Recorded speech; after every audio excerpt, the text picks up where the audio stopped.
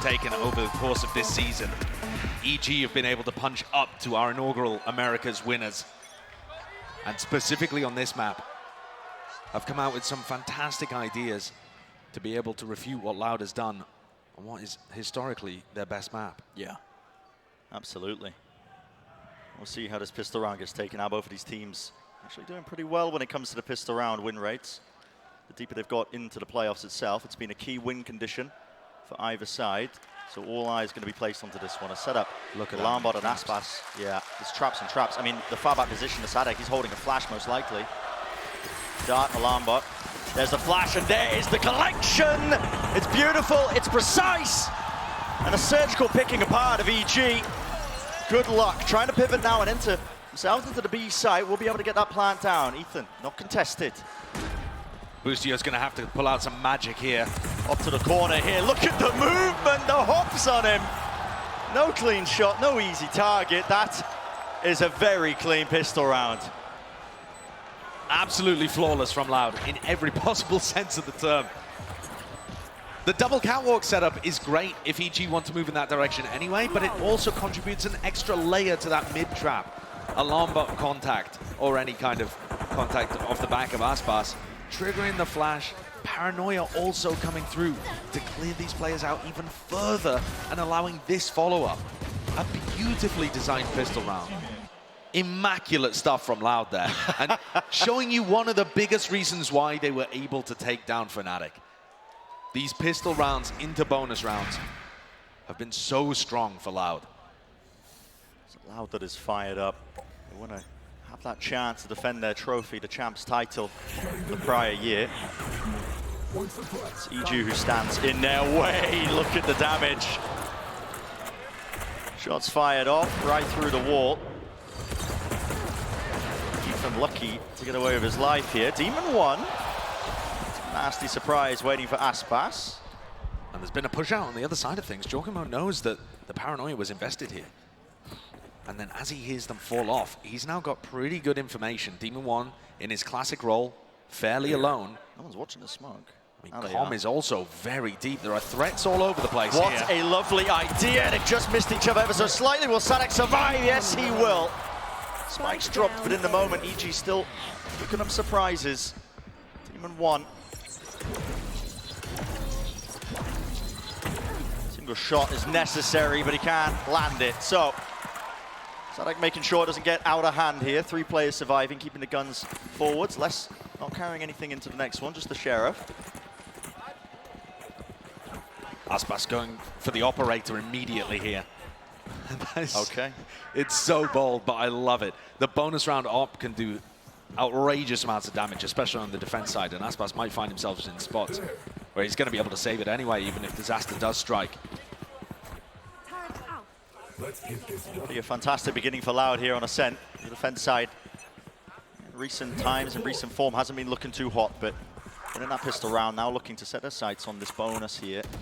Lovely knife early on, sets Aspas up on that deep angle towards B, while mid just gets explored by EG.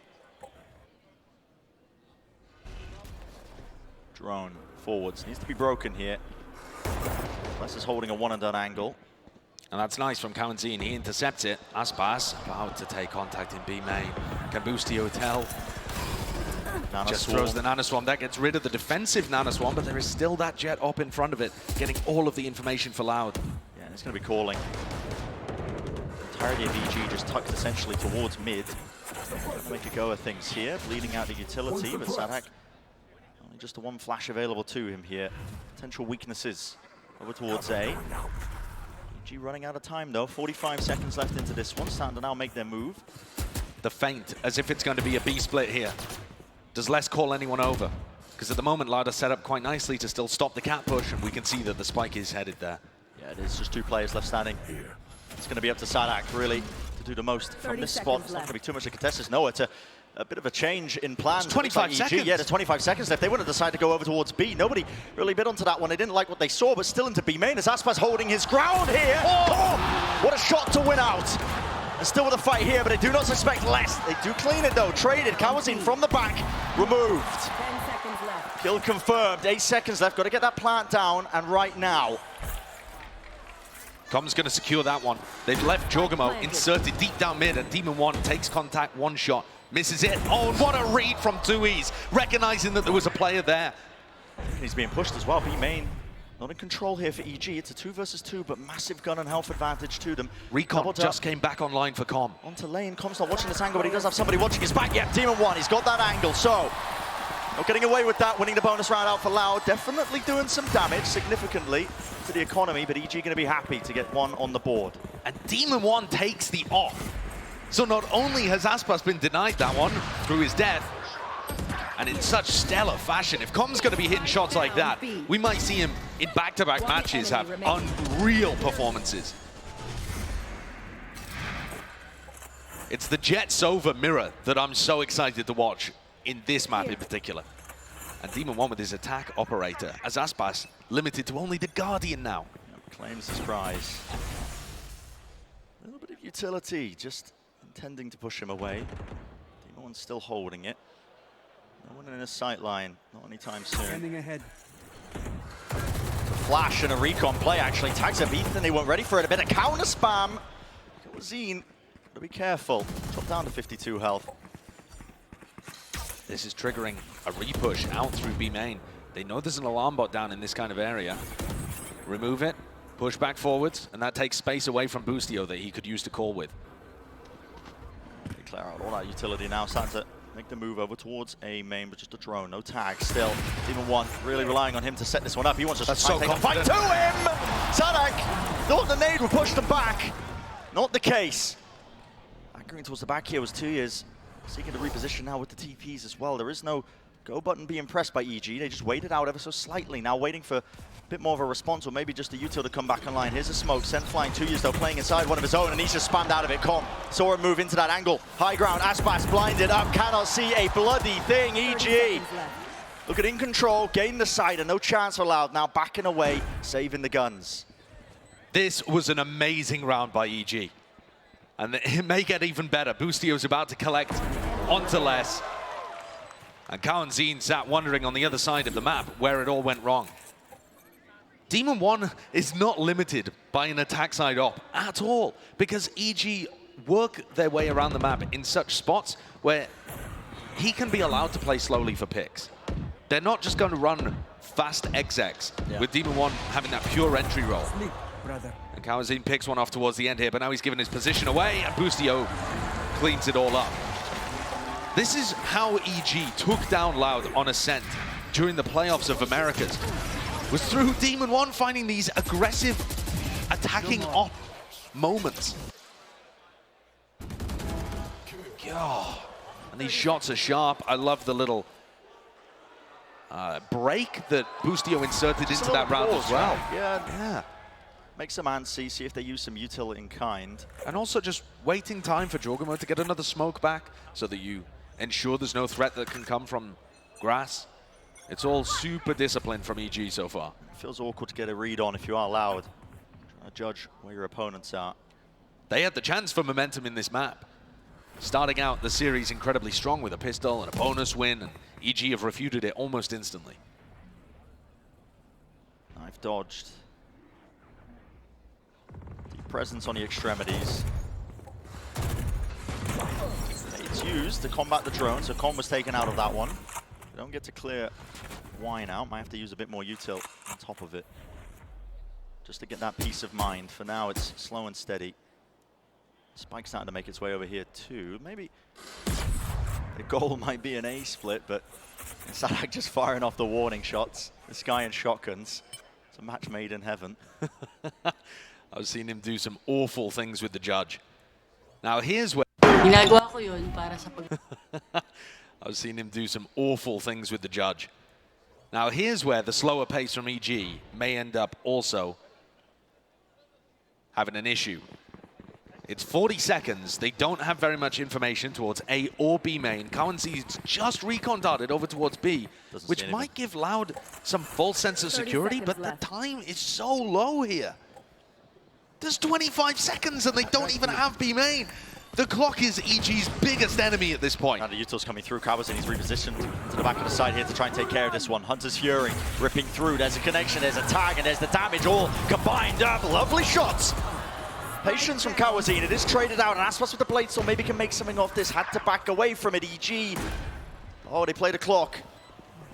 The timings are so damn rough, and Tide's still Loud. Want to make a decent go at this one here. They're not really risking the weapons into it, but EG, they fight them back. Using their own flashes, as Ethan setting them up as well, all the way through into the wall, bullet to the cranium. Waiting it out though, 2 years. What more can you do? It's brought it to a 1v2, surely. There's not enough time, but potential's there. Knife, missed. Now you really have to get a move on. Starting to hear it tick. Dart is dodged, the positioning is being played immaculately by Com. He doesn't actually have util to push this one away, and 2 years seeking to just salvage a couple of weapons, will be punished for it. That round gets a little closer than EG would have liked. Perhaps a bit of hubris towards the end, trying to challenge 2Es like that. But at the same time, their economy is still in a perfect spot. And Loud are coming back into their rifle round and calling a tactical timeout. God almighty. Yeah, 2 years in top form. He was a player that went missing a little bit in their previous match, and yet still found those rounds and those certain moments to come alive and deliver them 2Ks, 3Ks to be able to. Very difficult to get a read on them, to get a hold on them. Aspas is going for the glass cannon operator here, over towards Catwalk. Not quite hero, but yeah. No armor. Towards Cat. Nobody going to be opening themselves up into that sight line. But maybe they will just about now to jump spot. Good heads up from EG. Spotting out where the operator is. Now Aspas looking to reposition as well to make the most of it. There's a ridiculous 0 point that Ethan just threw. A lineup that goes all the way back into spawn, I assume to try and catch a Killjoy that would be playing in an anti-KO setup. Whoa. Because he's one away from the null command. EG are thinking about Loud countering their KO ult before it's even online. Here we go. Paranoia, but Bustio on the wiser, unaware, honestly. That sight was completely open towards tree. This is smoked a weird off. one from EG. Yeah. Overcooking things, I think, towards the A side of the map rather than just keeping it simple. Getting in their own heads about what Loud would have called coming out of the tag timeout. They are now making their way towards B. Only 2 players again. They have to push it back, but it is less in Kawazin. They've been more than consistent over the course of champs, especially with the Odin. It's had to be a rain of bullets. The dart is good. Smoke propped up into his face. Kawazin got to pick and choose the timing to spray. 30 seconds Just at the right time here. Dash forwards, less. When does he seek to try and peek? Now is the time! 3 fall! Down B. Les was an absolute monster against EG when they faced off twice in Americas. And Les has continued that monstrous performance all throughout Champions 2. You could argue one of the biggest reasons that Loud didn't perform at Tokyo was because Les was not running around destroying people. Look how hungry he is to try and take the fight. Feeds himself into the maw of Jogamo. But that loss, they will not be too bothered about. The 3K is exactly what the doctor ordered for Loud coming out of the tag timeout when their economy was about to get squeezed again. How does he so consistently find these spots, these timings, where Demon 1's not ready, Com has utility in his hands? Yeah, Les is a really aggressive player, but the timings he picks, he's just got such a read on the game. And there it is, brings us 3-3. Plenty of ults online driver side. That is the counterplay, honestly, where Kawazin is placed and stood. Potential there for that to go really wrong. No command. Sent flying here. Oh, no chance. Not getting past the choke point. Demon 1 does not step foot into the site. No dart breakers again from EG. The counter spam, though. I mean, Kawazin getting a little bit too risky with it. But a lot of damage has been done to these EG players. Look at how low they are. Ethan, Bustio. Single shot will really bring them down. And you take that every day of the week if you're Loud. You stop them from getting into sight with an ult command. That doesn't happen every day. Not committing the ultimate there, just to clear the bottom section of mid. This Judge looks primed to tear through Ethan, Bustio, and potentially Com, all of these players that have taken chip damage. It's a nice idea, but no damage done to Sadak, who holds strong. Either that, I mean, the shock down maybe just to clear the setup.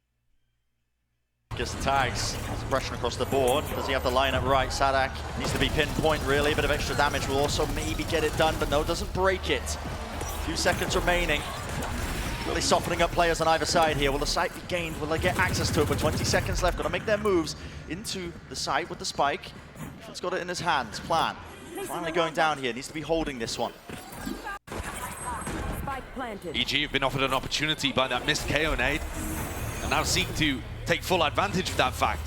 Jorgamo's in quite an interesting spot here over towards B main. He can still get into a bit of an aggressive angle despite this lockdown. It won't clear the back of the side as well. Players from EG can still sit there all the way towards the back. It only clears a decent section. If you look at the timing from Jorgamo, could be absolutely everything. Flash play. Oh my God, Sadak! Almost grabbing the two here, and it is about that timing. Aspas!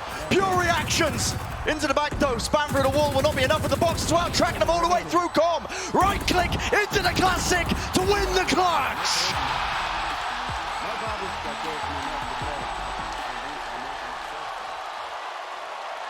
Com is back in unreal form.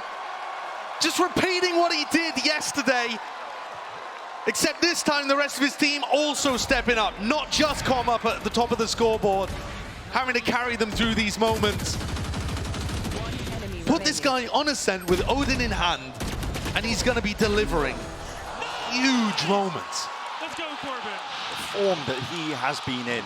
Nice! Let's go!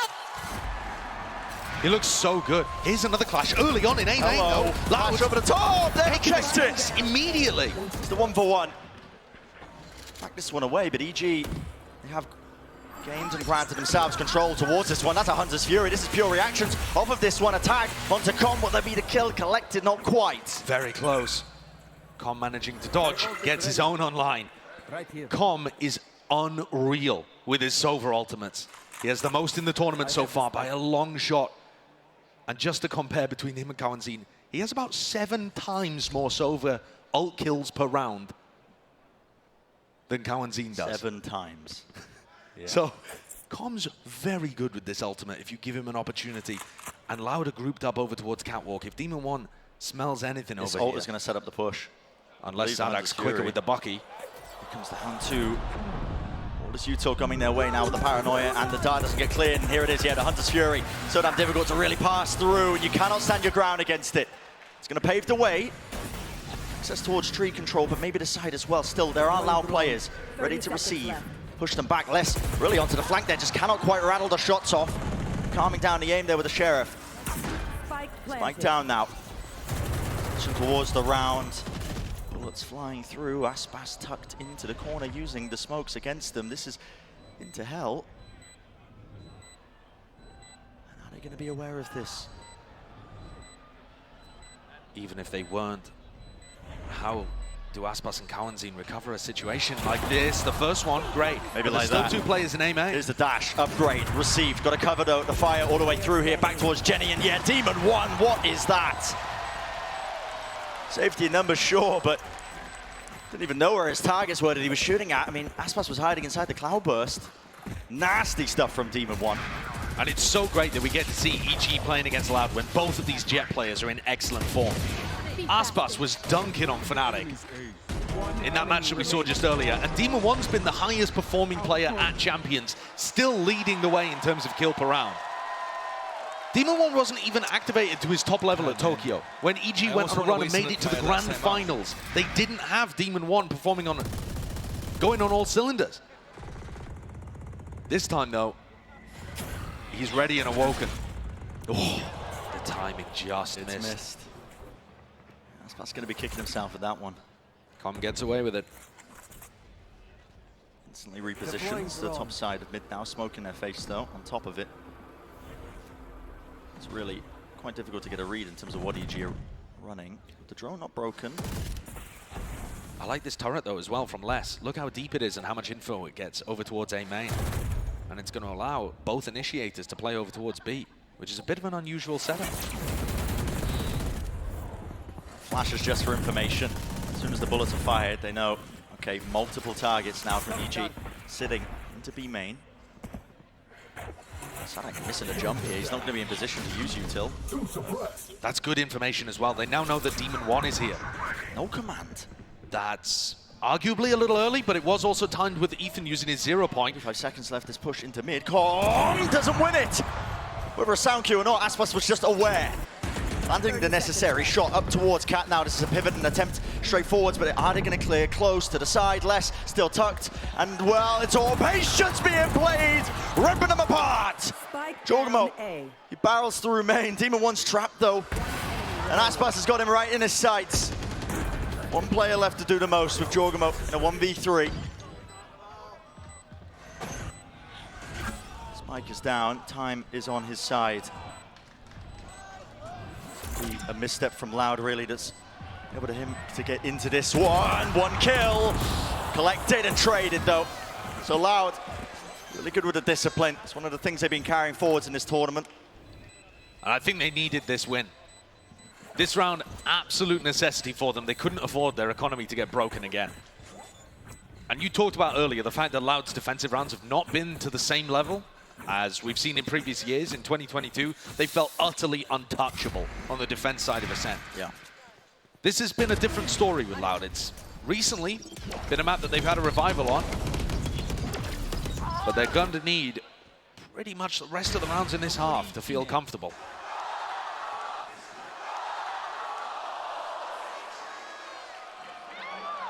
Still money available on either side. And Demon 1 committing heavily to this attack-sided operator. Yeah. Some days, he said, he's not feeling the op, but today, part of the game plan, or whether he feels like he has a hot hand, he's been playing with it a lot. Might be one of those days. Now the drone's not broken again. Close out a defense spot. This lineup as well is going to be landing onto the alarm bot. Into mid, the usual placement for it. Doesn't get broken though. Yeah. Yeah, it's a little deeper than you might expect where Les has put his alarm bot. And Les has been pretty creative with his Killjoy utility. Prior round, he was set up over towards A, got them very good information, allowed him to tuck in a one and done and switch and win the round. EG now grouping up over towards A. And they've actually swapped off the operator. So look, Comms picked that one up. Demon 1 with rifle in hand, looking to entry. Now, this looks like they're waiting for the second cycle of the 0 point to avoid that, but it gets used over towards B. So now with no utility there to identify that EG is set up for an A stack. Have to expect this. I mean, Aspas is You're the gonna one. go for it. Yeah, he's got to lock this down, but here we go. Flash over the top. That's a great connection. Tucked to the corner, but already you can see Demon 1, he's into the side. Dash to try and escape the updraft. The movement is very, very clean. That's Sadak.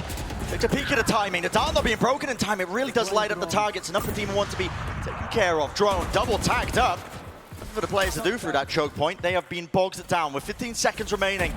It's going to have to be brute force. It's the attempt from EG if they want to have a go at this one. All the way through is being covered. Boostio, but again, with the trade. Kill confirmed still into the site plant. Being stuck down now. Ethan is on an island. He needs Com's help, but Com just holding down this one avenue, and he's only got the operator. Inevitable for Loud to win that one. Too sharp as well from Les and Aspas. There were a couple of moments towards the end there where EG's players are in positions to maybe get a 2K. Specifically Boostio, played in by Ethan's jiggling over towards A main, and yet couldn't make it happen. The trade, excellent from Les. And then winning the 1v1 against Ethan too. When Les is hitting like this, when he's up at the top of the scoreboard, he just turns even situations so heavily in favor of Loud and can rescue them from spots that otherwise would fall by the wayside. Yeah. Loud have recovered this. It's come forth. Loud starting to recover, though even if they take the lead, this will be a good half for EG. 5 on the attack side of Ascent. More than enough. Themselves up quite well. Then that pick. Aspas once more. Watching down mid. Drone from Com. If he tucks into this corner. Oh. Com actually not managed to get over the top there, so it won't clear deep into Pizza. Aspas can be safe tucked into that corner. Demon 1 caught on that, but it's ambiguous information. Not sure whether he's taking that pick over towards Catwalk or in A main. Either way, the Jet is leaning towards finding picks over on the A side of the map. So Loud are going to keep 3 players in that area. with Less's utility. Two updrafts available. Oh, and he mistimed the flash. It was all supposed to be coordinated together to maybe earn EG a pick. Nice idea. Very rare that you see the mistiming on Ethan and Demon 1. Smoke's fading though. Close to the corner. Sadak waiting. Lovely knife. Blade Storm's not available for them anymore. And yeah, I mean, EG just losing the war of attrition here. And they try and use this utility. 30 seconds left. The weaker buy, of course, Loud are going to be able to outpace them most of the times. They're trying to set this one up now like it's a fake. Shot hits, Boostio. It's weak. Aspas didn't have to use the dash to get out of there. TP towards the back now, Jorgamo. Access towards the side. He's going to be calling this for the team, but time is of the essence, and the spike has not made its way towards it. How do they get through this choke point? 10 seconds. They have to try and get in. There is no damage really being done. Ethan starting to get a plant down now. Post-plant positioning for EG could pay off massively. Boostio. He's tucked to the corner now, just playing that backstab role. Two players also into B main. The lockdown will push them back. No detainments though. Boostio can't land the shots now. He's been spotted out. There has to be a clearance from Loud into B main. Demon 1 holding the close corner, but as the smoke fades, the damage is done. Aspas narrowly escaping. Knives just hitting the shins. He's still alive in the action here, but there's a player disadvantage, and it is massive right now. Loud being picked apart, pulled to pieces from every single avenue, and time ticking away from them. This is a round win for EG. They have done the most.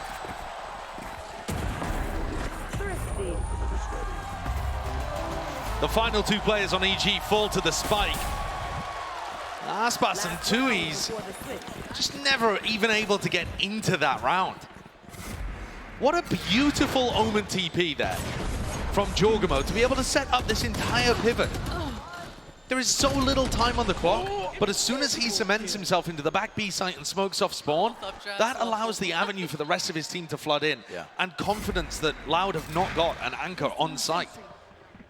They had one gap there in their defensive setup, and EG exploited it to win the MasterCard Thrifty. Right back into it.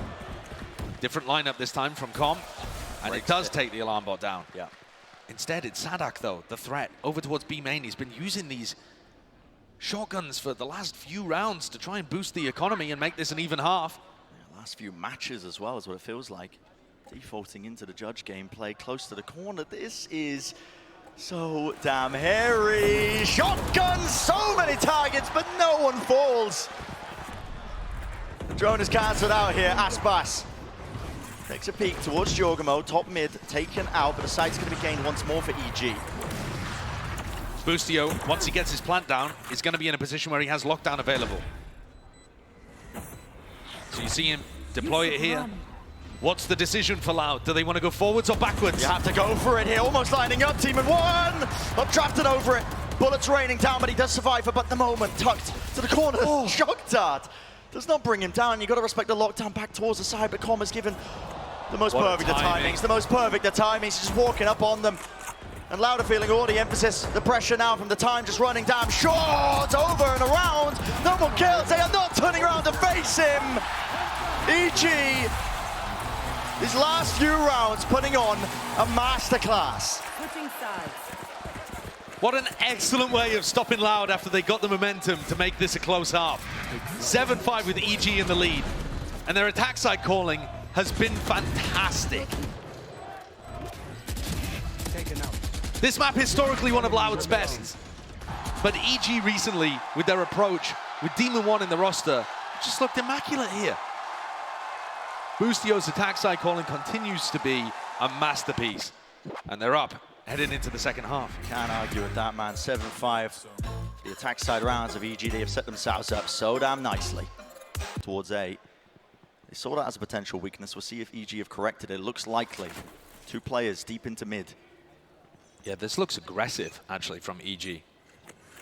Like, Ethan and Demon 1 want to fight this. Oh my God, what a shot to open. Okay. What a way to announce yourself in the second half. Instant jet differential. Yeah, you're going to be feeling that one for days. He is ringing. And there is so much more of this match, so much more of this head-to-head left to go. Now, the catwalk hold is going to be pressured slightly. want to push off this. Okay, Utah being broken here. The timing on that was just unfortunate for Sadak, but even impeccable. 2 players left standing for Loud. Get themselves in. 2 years taking a ton of damage. There is no time wasted. Boostio, this level of aggression. It's relentless, man. Awesome round. Both teams having a good pistol on defense where they designed to collapse mid. This one off the back of contact, and that triggers a recon dart from Com that was flown from so far away, right back towards the heaven window, landed over in tiles and set up for this push.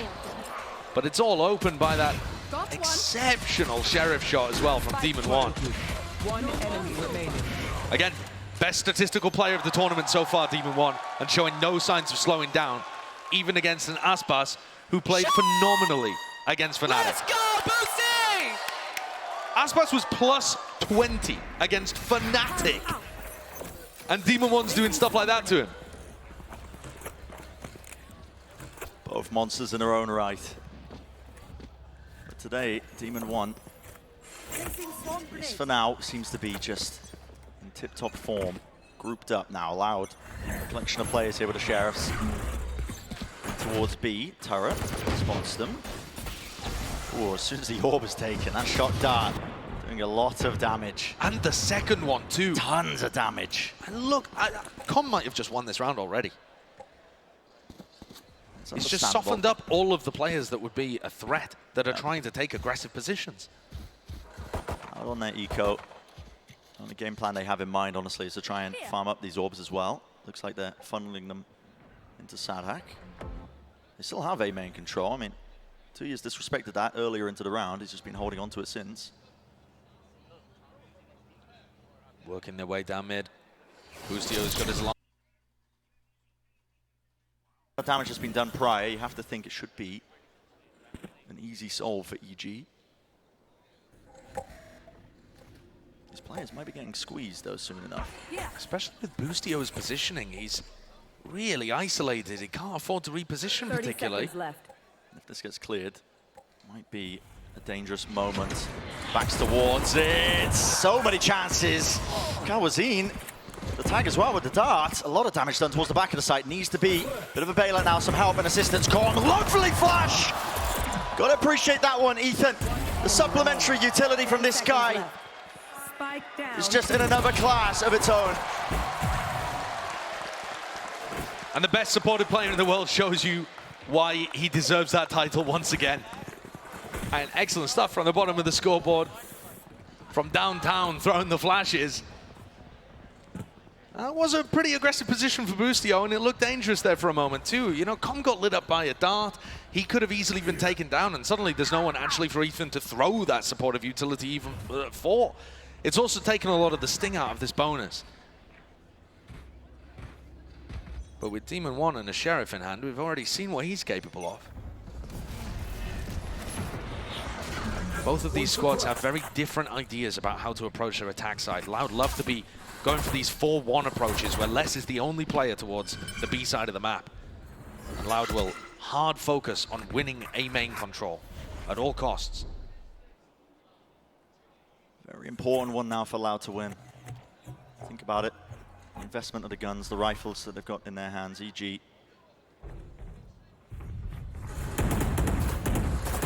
Pure bonus round for them.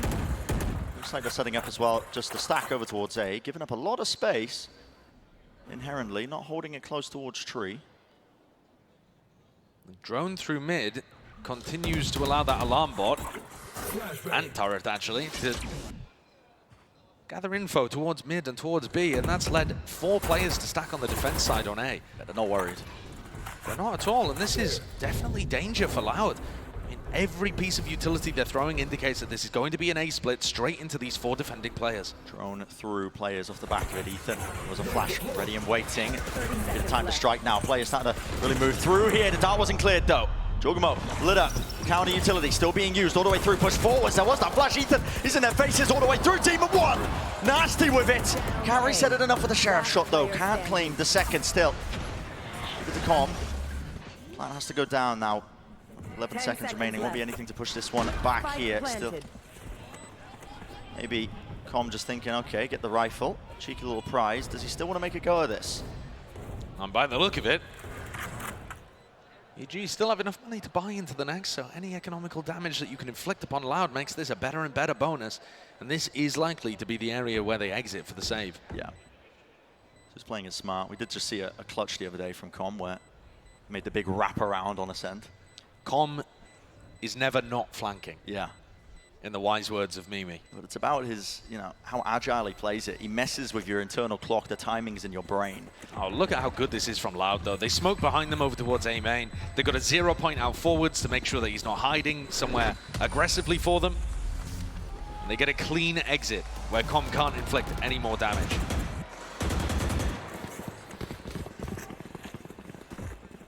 This is going to take us into our first rifle round. Aspas and Kawanzin, I would imagine, looking to buy up around the guns that were saved there. It's this recon dart, honestly, that ends up taking all of the danger out of things. Ethan was ready to flash these players in, and yet they got caught. That's a good utility appreciator. You gotta respect it. Me when I see people not dry peeking everywhere around the map. Exactly. It's a cautious tale for both of these teams. Love to play it slow. Sadak, though, benefiting from the fact that he was loaded with ult orbs early on in this half, now has his null command online really quite early. This is a big round. And he's instantly taken A main control. Loud have these explosive fights sometimes around the extremities. This could be a re-clear, though, from EG. Yeah, the flash in. Yeah. Flash in. Jorgamo. No connection, no kills. What I like about this, too, is it makes it much less likely from Loud's position that they recognize Demon One is also here with the operator. Why would you be going for a flash re-clear of A main if the op is right behind it? Yeah, that is where Demon One's posted. And I love the position that Demon One has taken right now, anticipating them backing up and going into an A-split, which Sadak loves to call. But this time, the IGL moving away from Loud moving into B. It's EG, though, playing fully aware of the no command wait. Look at this. Boostio's positioning. Deep tuck back. He's not going to be cleared out. He's not going to be suppressed. So all that util is going to be left to help Com. Dart's dealt with as well. Given the perfect timing as well as they start to come through. And there's the Nana Swarms. He can debt them again because there's no suppression. Paranoia into the back. We see the same supportive utility to help him out. There were flashes sent flying, but Com wasn't aware of it. The stairs position taken. Again, barely just getting in there with enough time to really do it. Still EG. Are they going to attempt to flood in? No, it's just a stray shot of Demon One. Don't know how that one hits. Ridiculous. It's a nice spot for Aspas to play high-lows with the rest of the team, but there's nobody from Loud in B main. Yeah. They're all grouped up on site. And that is critical. All collected here for EG to really make the most of this one. Into the retake, this high ground position, all he needs. Paranoia. To pixel, an angle, Paranoia, massive connection. Multiple players now fully blinded up. Close to the corner, they're all being dealt with at the back of the site. Kawazin, 1v2, 1v1, denied! Ethan, the safe pair of hands, takes things home for EG with an excellent, diligent retake. Loud have such phenomenal post-plant positions there on site. Yes, they don't have anybody tucked towards logs or market or B main, but in terms of the spots you could play on site, I really like what they were going for. And most of that setup got ruined by Jorgamo's flash. It just sails through. Player close gets caught by it. Aspas gets caught by it on his higher setup. Breaks those crossfires and allows EG to get in. Nice! Let's go! That's huge. That's the tension in a 1v1 for the coach. Standing ahead. Flash and a recon.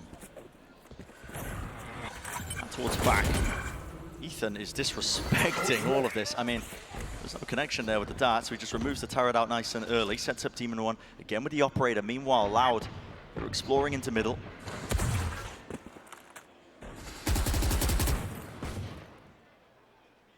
Demon One is so deep. He looks like he might be about to make contact. One less. Spotted him first. Damage done, no kill.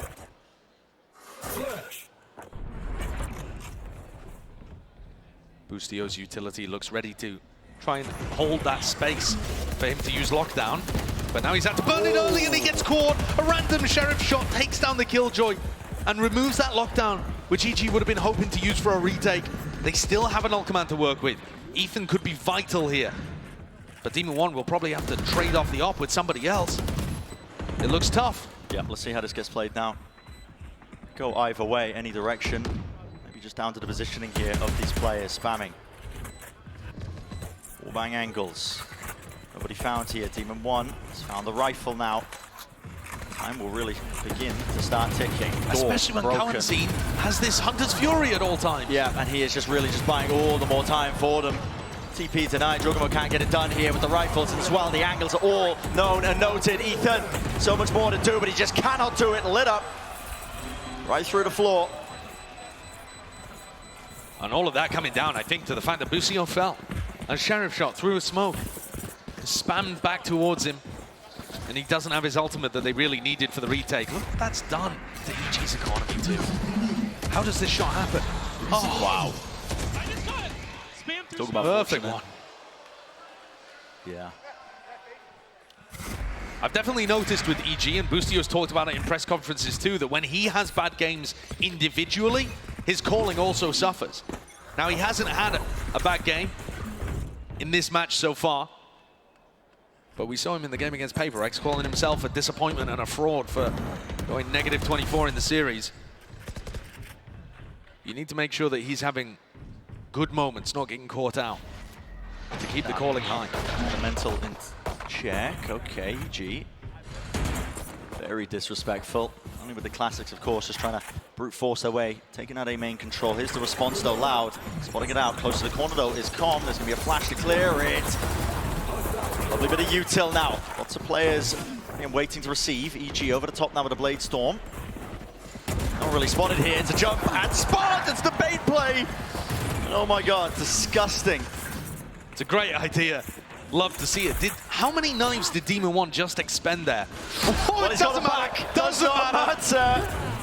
Dash still alive. Round to the corner. 2 years shuts it down. No danger, no chance of a real trade. And Jogamo, there was danger there. He had the rifle. Paranoia flying through. Bustio only on 20 health. Not much he can do in this.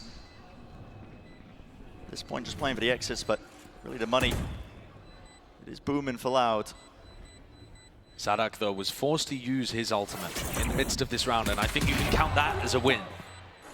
You can count that as some small victory, some silver lining for Evil Geniuses. They're still 2 rounds up, and now have fairly good ultimates.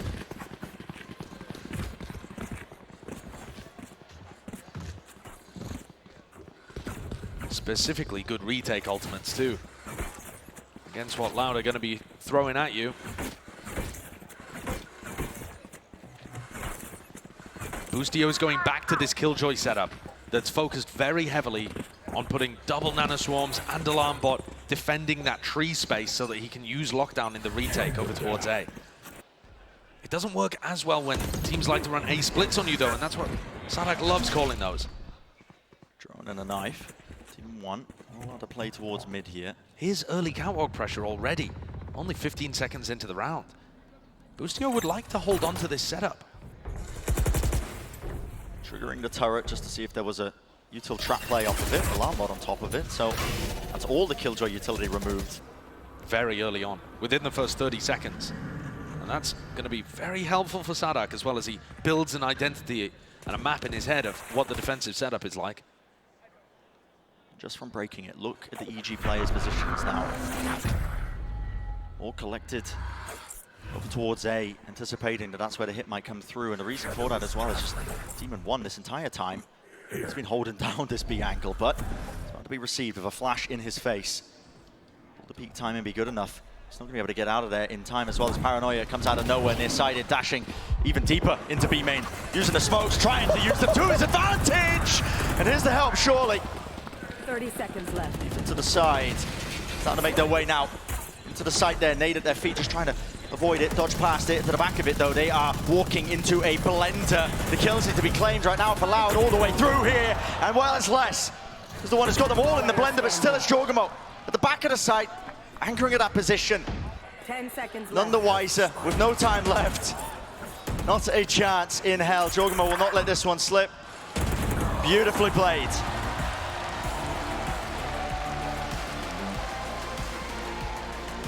Another roll from Jorgamo into the back B site. He did it on attack, now he's doing it on defense. When you look at the way that EG's defense is set up in this round, it feels from the minimap like it's only Demon 1 towards B, but there is always that constant ability for Jorgamo to get into back site and reinforce this whole position. And as soon as there's somebody anchoring in that spot, it makes the supportive utility from Com and Ethan so much stronger too.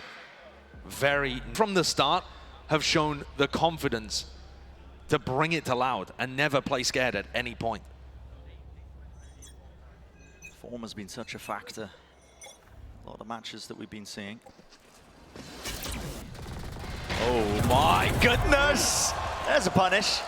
Kawazine attempting the drone down into mid just from the tower's position, but it was a flash dart and it sets it up with the Odin spam. These ideas are so good from EG. Stolen, refined, perfect. Demon 1 in an off angle, but dealt with by Sadak. It was an unorthodox one. Flash plays all about. Leslie couldn't see anything. Hunter's Fury, this is Com. Wants to salvage the situation, at least help them out, but slightly off kilter. Okay, 2 players left standing. Boosty actually going to be committing the ult now. Trying to clear out this smoke. Fades away towards the side. Is he going to expect Aspas? Door needs to be broken. Reload inside. Everybody's got the knives out the util. It's an absolute disaster. Boostio looking to put pressure on and had his own lockdown broken in the meantime. He's left in a 1v3.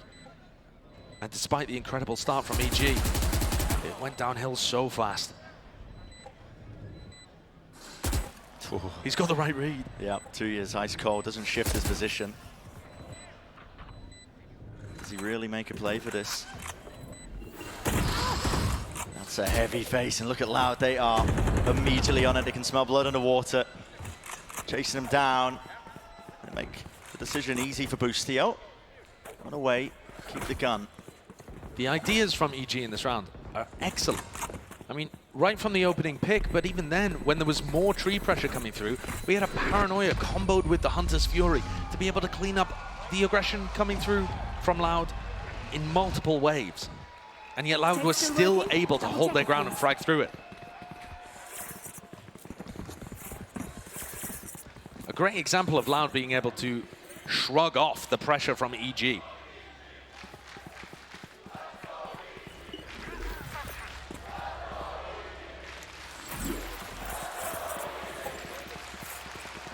Crowd feeling favored for the plucky upstart that is EG. North American representatives here. But Loud are steadily climbing their way back, trying to equalize in this map. The round lead that EG have is starting to get whittled down and away. Last time EG were on an eco, they stacked 4 players over towards A. And they just had Com and Boostio's utility watching the rest of the map. It looks like a very similar setup here again. Smoking a Paranoia. The Levy and held here. Demon 1's the only one with the rifle. Don't expect that one. He's been playing a lot of these off angles. Does he really go for more? I mean, the dash is activated. Might feel like he has to get something done with it, but no, just using it to reposition here. Loud. Bit of a noise bait. Running away. Vacuuming up the space. Boostio's utility watching the rest of the map. It looks like a very similar setup here again. Smoking a Paranoia. The Levy and held here. Demon 1's the only one with the rifle. Don't expect that one. He's been playing a lot of these off angles. Does he really go for more? I mean, the dash is activated. Might feel like he has to get something done with it, but no, just using it to reposition here. Loud. Bit of a noise bait.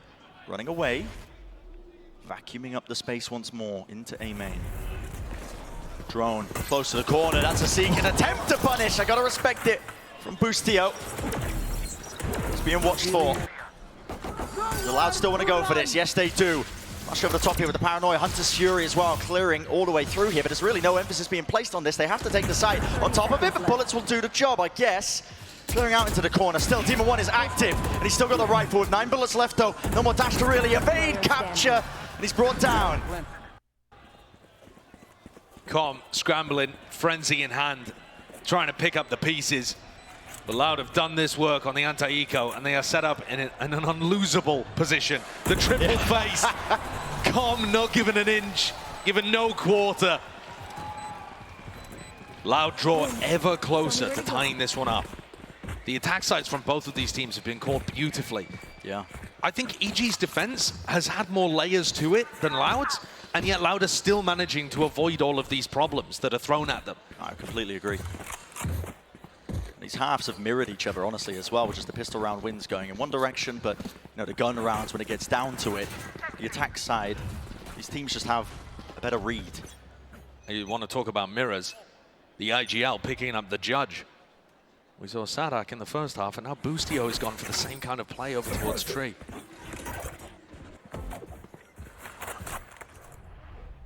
This does seem like the kind of area where Boostio is likely to get action. Flash is going to connect though. Here's it coming.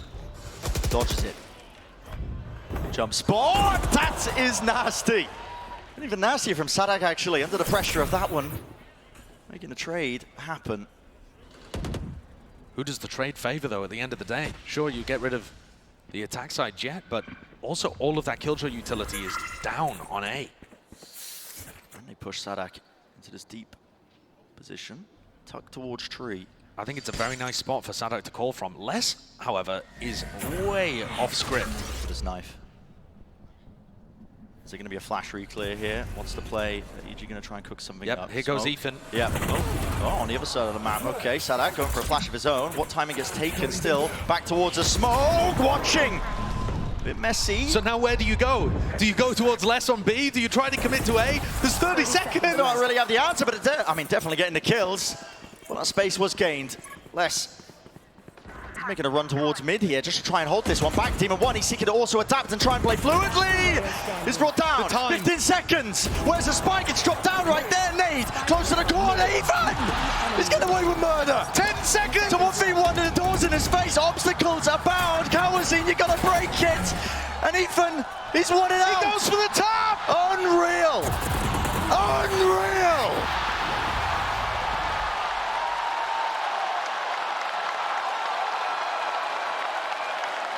That is a round that should never have slipped away from Loud. They had too many options, paralyzed by choice. Sadak was clearly calling for some kind of A split, but wanted to leave Les over on B to see if he could work the magic. And they decided, because time was so low, to rotate through mid, the only area where Demon One and Ethan could have had any impact on the rotate. But they didn't feel confident enough going full through spawn. I mean, thankfully, Sadak doesn't seem too bothered by it. All smiles on his face. But they've allowed EG to get up to map point when it seemed like Loud were pulling off the comeback. A match like this, the best of 5, it's going to be a marathon, but small moments certainly add up. Here comes Sadak, popping his ultimate, looking to try and right the wrongs heading into round 23. Can make all the difference here. Let it fly now, let it loose the util, sailing forwards, but the guns, it's all about how they reign supreme. Aspas wants to lead the charge here, trying to resurrect it. Aspas, he's essentially on an island. He doesn't have help from his team, yet he's still holding the back knives. Out, in charge now, Team of one. Seek to even it up ever so slightly. EG might be on the cusp of winning the map, but Louder just back into this with a vengeance here. Clicked up onto the box, Aspas, he's low, he's trying to take the fight right to them. Brings him down though, Dart is there, and there is the wallbang damage, all being done. Com. Still with control over towards door. It's a 2v3 though. You have to try and get these Loud players out of the positions they are tucked into these post plant. So hard to remove. Smoke. So awkward, so difficult. Demon One would have to have hit a worldie, but no. It's all less containing. And Loud certainly responded. After letting one round slip away, they came in with fire. The entries looking vicious from Aspas. Yeah, I mean, and he's alone now when he's taking these fights. But he's so confident in his own skill, his own talent to be able to pull him through. And Les also with 3 following up on that space that Aspas had created for him. Have to be fighting it at the very start of the round. You could lure Loud in and give them A main control and then try and fight with a reclear strategy. But it seems like EG have a similar idea to me. Yeah, and the money isn't too hot for EG here. For this last round, they bought up entirely. Just trying to disrespect them. It's a flash play along with the dart as well. They're all lit up, but they don't really have the guns to get this done. Maybe with rifles, could have spammed a couple of these players, but it's just contained. Storm was weathered by Loud. They waited out and they regained control of A main themselves. This time with ultimates, packing a decent punch here, locked down. Ethan still has a flash for this. They could try and go aggressive again. No, the drone is going to dissuade Demon 1. He's forced to pull back. There are gaps here towards the lockdown. Into the back of the site as entertainment though. Jorgamo, he's up close. I believe inside of his own smoke here, working rings around him, but Ethan, he will fall from the back. It's all onto Demon 1, but he just cannot hit the shots. Sheriff in his hands, needs to make the most of it. But Loud, complete dominance, completely in control. Inevitability, we will be going to OT here. Bustio, gonna try for it, doing so much, but really just shut down. So, 12-12. Our opening map here of our lower bracket finals. Switching sides. With everything on the line, Overtime. going to overtime. It's going to be bad memories for EG here. They were up 11-6 to Paper X and lost a few clutches to let them back into the game. It feels like another one that they might be letting slip away.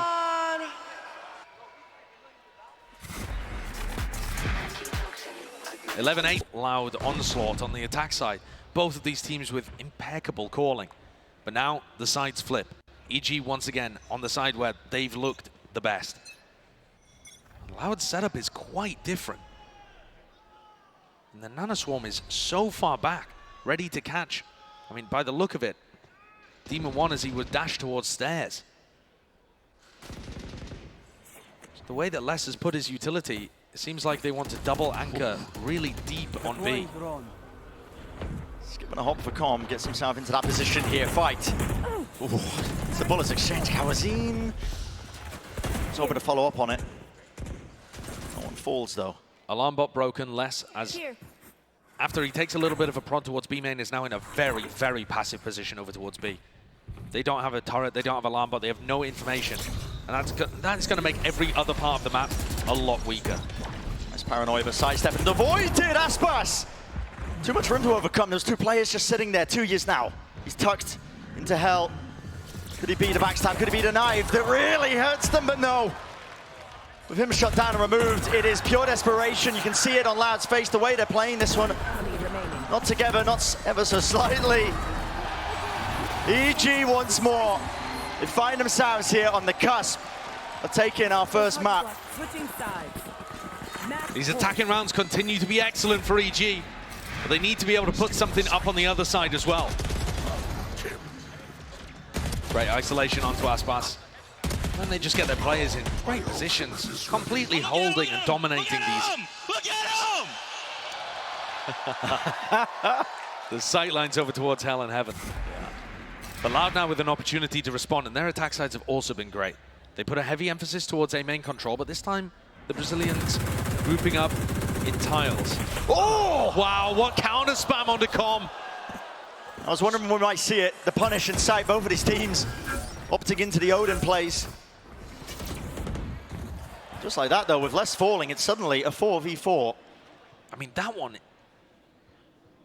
such a shot from Yeah, Ethan. I mean, where the hell was that? How has he found that? Cat all the way down to tiles. Just the tiniest of angles. Flashpoint, taking space. But now contacting. No more util being used off of this one. Dart doesn't spot it. Ethan is in real danger. That's amazing. They know that Ethan's been holding flashes from that position.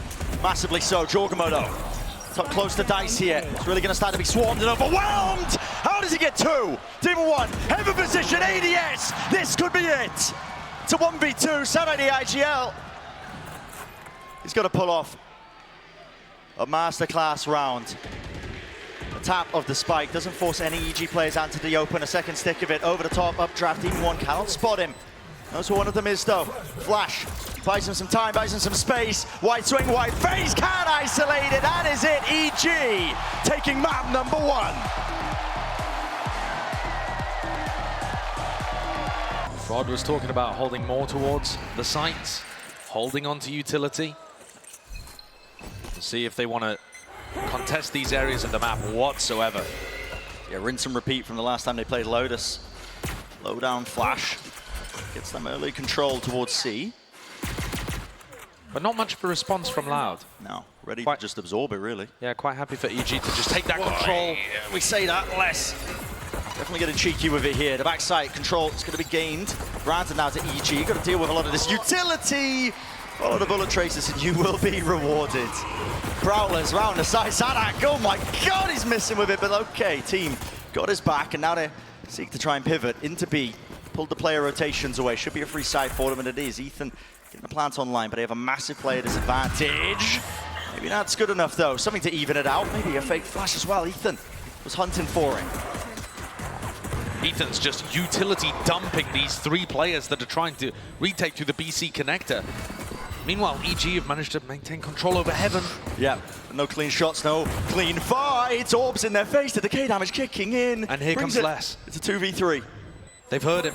They finally have taken control of Heaven. Les has cleared this one out, but again, time working against him. You can start to hear it. Tick, it's a wide face. No way! Demon 1 eviscerates them. One of the most impressive things about watching Demon 1 is that he's able to perform no matter what agent he's playing. The pure gun skill is on display all the time. When you put a weapon in his hand like this Ghost, it just suits his tapping aim style so well.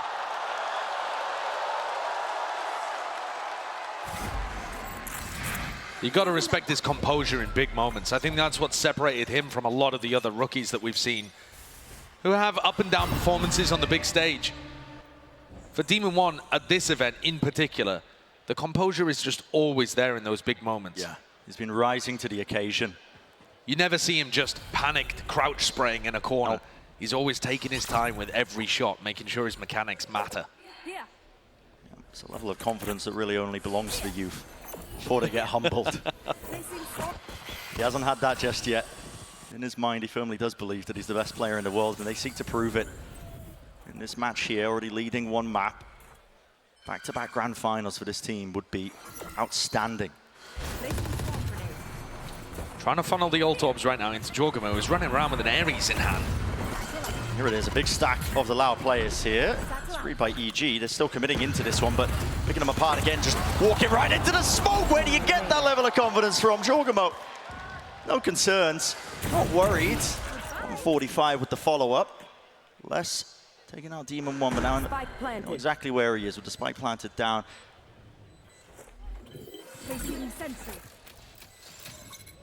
Heal comes through as well. Yeah. I believe Demon 1 had a weapon that EG will be wanting to try and recover. So that battle is where Les could try and inflict some damage. Yeah, just wants to punish when they go to pick it up and reclaim it. Yeah, well, Boostio, usually pretty sharp at a share of fame. Putting on a bit of a performance for us. So 2 rounds leading for EG. Good beginning. Will be even better if they get the bonus online for them. One of the most bizarre facts about this map for Loud is that there have only, Fnatic have only ever lost Lotus to Loud. And yet, 2 out of 3 of Loud's wins on this map are to Fnatic. They can't win against other teams. So that to me is one of the biggest questions here, is the plan that Loud have brought in, this change of composition with the Raze and the Fade, is it going to work against EG? Loud love using this slightly varied version of the Viper Wall. Not many other teams running the one that Sadak does, that goes from B over towards C, instead of helping to defend the door. It's going to apply extra pressure to these EG players as they try and get in on the west side of the map.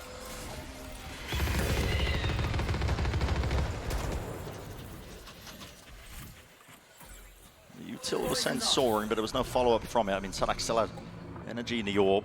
Stops them being able to push through here. Rotation of the door, making sure that they can fake presence, but it's only Com who's sitting there. Screen down. 50 seconds remaining. Looks like the goal is these orbs. So Jorgamo's 1 away now from the showstopper. Yeah, Com's just been defending it for Jorgamo the entire time. The Ares is not particularly going to matter when Jorgamo is bursting into the site. Doesn't have any satchels, though.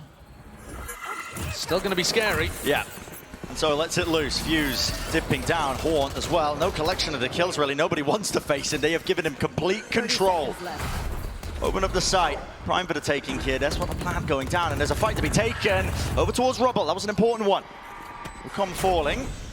Really just applying that extra level and element of pressure. There's a flank attempt as well. The C's connecting. Jorgen was still seeking to hold on to this, but now up towards Heaven. Demon 1. See what he can do. Trying to lock it down, but it's only got the Guardian. He can't really let it spray and pray. And with the taps, yep, not able to hit it onto the mark that he was looking for. It was Sadhak. There's a fight being taken across the board. Look at the movement. It's all over the place still. Jorgamo claims an upgrade. Control of B main. Still there's Fallen inside the smoke though, placed in his face. It leaves it just up to him. And all you got to do is spray those common angles. You knew exactly where he was prior. EG with a nice idea though, utilizing their ults to be able to get into the B site. And they had Ethan's utility to try and set up for a pinch onto A. Kawanzin was under quite a bit of pressure in that spot, Trailblazer in his face, and yet Tuiz came to try and help out. Tuiz and Kawanzin did not have the greatest performances on Ascent. These less experienced players have been awesome in their moments throughout the year. They've really found their times to step up, but they have been arguably a little less consistent than the other players on Loud. Good to see them working together and getting straight back into this series. Loud are going to put a focus on shutting down Rubble control. Look at that, send it flying. Paint shells, Haunt. Wouldn't have actually spotted as well with that smoke in the way, but it's enough that you have to respect it. G. Initial moves over towards B main. The alarm bot got broken there, and Nanoswarm thrown out by Boostio clears that out. Now it looks like they're trying to do something similar on the other side of the map, over towards C. You know, Jorgamo with one blast pack here can get rid of both of these Nanoswarms. How are you going to defend the C site? They talked about going for retakes less. That was what Frod was mentioning. Pretty impossible though with a lockdown in your face. Yep. And onto the final moment, he noted there was a gap there into the corner, so just spamming it out there. Boostio inside the smoke. That is dangerous, Sadhak. You're playing at Sun. It is a bit messy here. There's no spike plan. It was spammed down. Player advantage. Now, over towards Loud, and they've got them contained, isolated still. There's another flank attempt by Com. It looks like they're just trying to buy time for him to wrap all the way around onto the flank. No, they're leaving. I mean, the spike is going all the way towards A. Jorgamo was left as a piece of bait on the C site. There's 20 seconds left, and EG are sprinting over towards the A. That is a marathon sprint. You're going to have to get a move on. And Boostio has split, looking to try and make the play that will win the round. You've got to go for something in a 3v5. You can't just play a standard post plan. Loud are playing this one safe. Stick together, all four of them grouped up now, starting to run their way through here. Cosmic Divide. Another obstacle in their face here. And there is that time pressure, honestly. The longer they take, the worse it's going to get for them. Demon Boostio has found an amazing timing. Boostio around towards the back. Sadhak, he meets him. But there is still that danger there. Got to imagine Com locking down the connector. One more kill to be found here. Tap onto the diffuser, trying to force out that utility of Demon 1. I believe there was a pull online for him, so it's able to dissuade it, push them back and away. Still, the util's being sent flying on either side, and that ever so slight angle adjustment. They just want to force the fight right to him. Time! All ticking down, half already gained. It's enough. You can see the panic, sense it within Loud camp, throwing themselves onto the diffuse. And a couple extra kills there for Com towards the end. Loud managed to stabilize eventually. Tuiz knew that he had to get half, but Les also just tosses his body onto the pyre. Yeah. That's a huge one for Loud to win, though. It knocks down EG's economy. There's a massive one. And EG had also used a bunch of big ultimates there.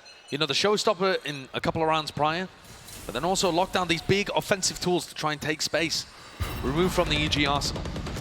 The waves now of utility. It's the Prowler and a Boombot initially, but now they've set up control of this one, and here's the second wave from EG. They waited it out. It is perfect! Snake by Nanoswarm, Pain Shells, there is nowhere to run. Attempt to pick up the gun, but denied for now. Still, Loud realize they have to give up that space. Beautiful reclear from EG. I mean, that utility was fantastic. Put them in a 5v4. Might be winnable. With the two rifles in hand for Demon 1 and Jorgamo. Dangerous players. We're watching Les, who's just tucked in front of his alarm bot there. A very interesting position. There's no control of Mount. I mean, if they ended up re-exploring there, he would be out in the open, but we know that's not the case. I think it's just so unlikely that EG would call a C push and open the door in this spot. But the Trailblazer is going to put Les in a really dodgy position. Snakebite doesn't rebound. Flash as well. Can't quite get deaded. He gets caught. He is in a potential bit of danger. They're really pivoting into the B side now, trying to get that squeeze. I love the smoke, though. 2 years. Something to play around as well, so Les can still survive the satchels as well. I mean, Asia just cannot clear this guy out of this spot, this position. They are trying their hardest. Dodging, juking, weaving to the sides. Eventually, he will be brought down. So, Plant, online, Team 1, his job. Win that fight out, and he does do. Just that here, still flooding in, loud. They don't want to give up this space, not for free. Still inside the smoke. Tucked to the side here, and Team 1 still has a pull as well. He's playing for his life. What a Wins round! his fight. What a round by EG. I was worried when Ethan missed his second flash in 5 rounds, but the rest of them played patiently, and Loud are a little slow and a little scared to get back into sites. They're not playing flood retakes. They're not trying to go and help Les. There was no utility thrown to help, no use of him as a distraction. Instead, EG were just allowed to methodically take control of the site, get the plant, and have 2 players with rifles in post plants. Nice! All of that with really not much of an investment. No, and now it's Loud. The economy flipped. Them on an eco. It definitely felt like Loud were in control. Had they won round 5, they would have had good ultimates to work with, good economy to work with. They would have felt like they were in control of this half. And now it's back and forth. EG looking like they're in the ascendancy. In control of the tempo. Loud, though, still allowed to maintain rubble control. Yeah, they haven't been pushed away from that. And I wonder if it's going to be biting EG. They want to go into this round with a bit of caution because Aspas has got the showstopper. It's an eco buy. You never know. It might just be stacking a site. You don't want to be walking into it. But just down the minute mark. Are they going to seek to try and push away that space? 2 years. He might just disrespect them. Danger lurking on every single front, and yep. He attempted. That's a season nade. Oh my. Okay. That was a connection, but no kill. The rest of EG now starting to walk their way forwards. Walls up. Sadak laying down a snake. Buys the damage. Barely being done, surely enough for the kill. It's just so unusual. There's a flash to set it up around the corner. How's he got 2 Jorgamo. I mean, that is just absolute magician level plays. Forget rabbits, I'm talking about kills. 2 years. Jorgamo again. This is absurd, man. He was almost on for the ace towards the end until denied by Boostio. What an outplay of Sadak's wall. I was talking about it earlier. Loud are one of the only teams that throws this wall that goes B to C.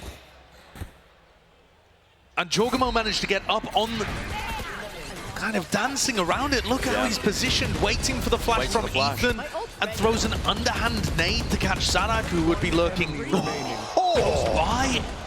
Yeah, we did that one. What an awesome idea and perfect execution. It looks like he's as confused as we were that worked. Looking to try and make it. This could be a bloodbath. I'm seeing 2 showstoppers online. I'm seeing the Razors facing each other. Yeah, that's the thing. These rounds have actually bought time for EG to get back up to the showstopper, close to the lockdown. These massive offensive tools are back online almost for EG.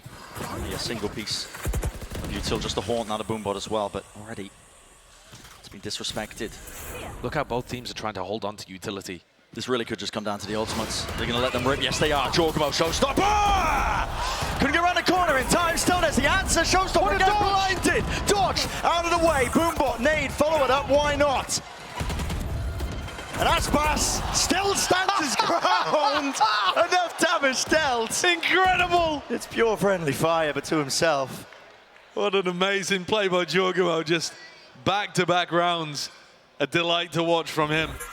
But the squeeze is on Loud here. Yeah. Sadak's come to try and plug the gap over by breakable door. Has he got a pit to work with? They need to stay more mobile than that. He can't afford to use it. In this scenario, when you're essentially a player down in terms of that disadvantage, 2 years, just needed the information. That was the purpose of the ult. He knows that they're still here, sitting towards it. I do like the call though by EG to cut noise here, but it hasn't 30 pulled seconds players away. Instead, Loud still have chances to get back into this one. Close to the side. Les is playing inside the orb. They want to spam the corners. The angles! Les! No one's turning! No one's facing! And oh my goodness, it's whiffage all over the bloody place! EG. Seconds remaining, seconds to spare. Sadak, another chance for him. Snake bite, ricocheting around to the side. Damage not done. No vulnerability. Ethan is left towards it. It's a 1v1. Sadak, jump spot just narrowly there. No more util. Just has to force the fight, but it comes down to it. The aim duel, the gun play, and he did not expect that. Ethan brings them up to 5. And holds strong. That's only Ethan's second kill of the map so far, but it means an entire round for EG. What an opening by Jorgamo there. The outplay is excellent, and he throws his own body on the line as well. But things got really sloppy over here. Problems in the EG communication for sure, because comms should have been turning around at that point, but also a little fortunate that they had less with a presumably scroll wheel jump. Happens to the best of us. Yeah, you see those in the bigger moments more often. And Les has still been having a phenomenal game. Recovering it. This is the issue though, EG getting up to bigger and bigger ultimates. Yeah. Using the showstopper to set them up in great position to win the prior rifle round, and now they're on an anti-eco. And it looks like they're headed to just completely rotate the map away. Loud stacking over towards the A side, and EG heading C.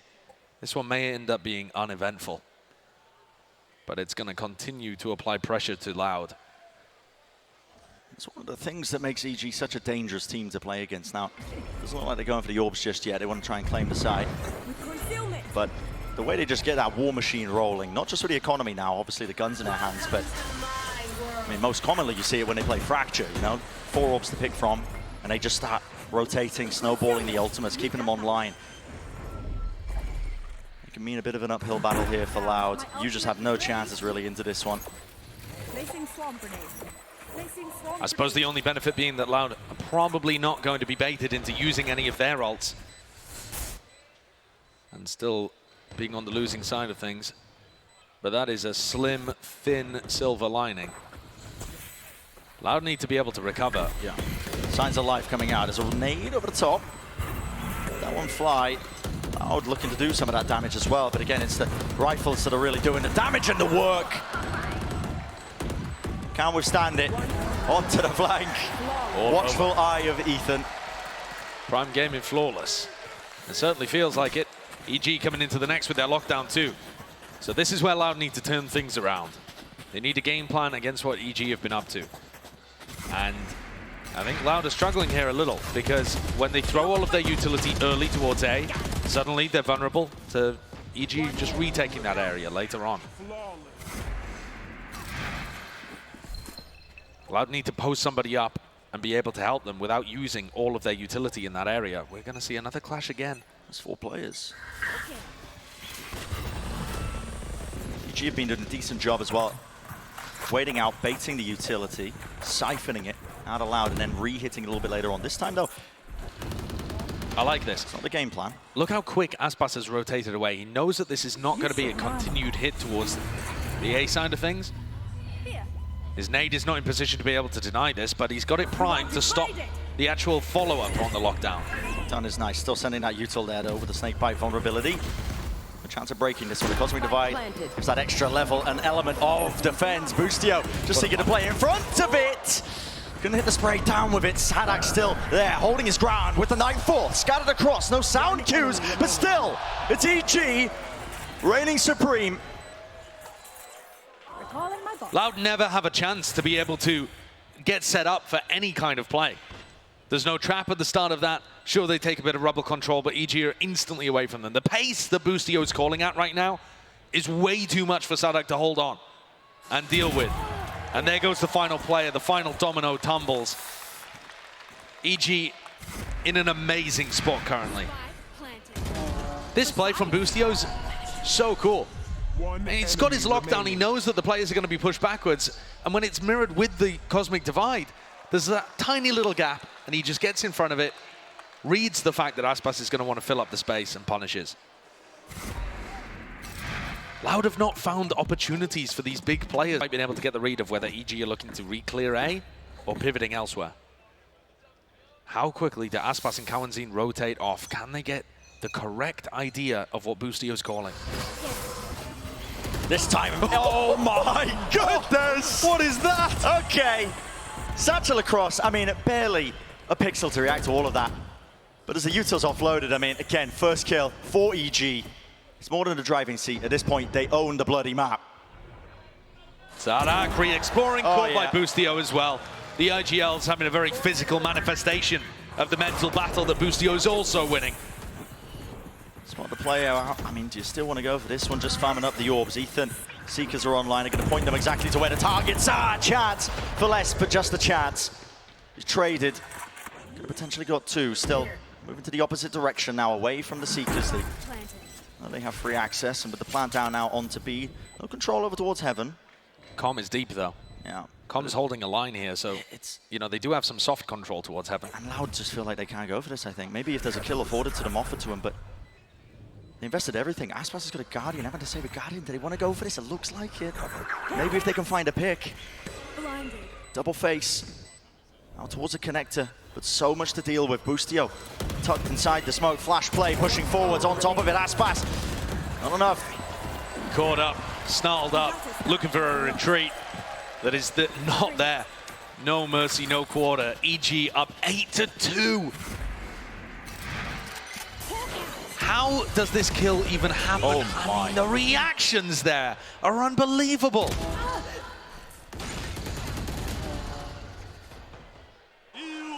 What is that movement? Ew. Yeah, Ethan's flashes setting up most of this disgusting. And yeah, painstaking on Frod's face here. Barriers going down. It has not been working out for Loud here, EG. Order control, here's a trap play, look at that. Pull through the choke point. Satchels with the flash, it's all set up. Wait, Les, just got to backpedal. He has to give up this space. Deep flank attempt though from Loud now. They're going to be moving together as a group of three. That could be the difference maker here if they're able to find the timing well enough.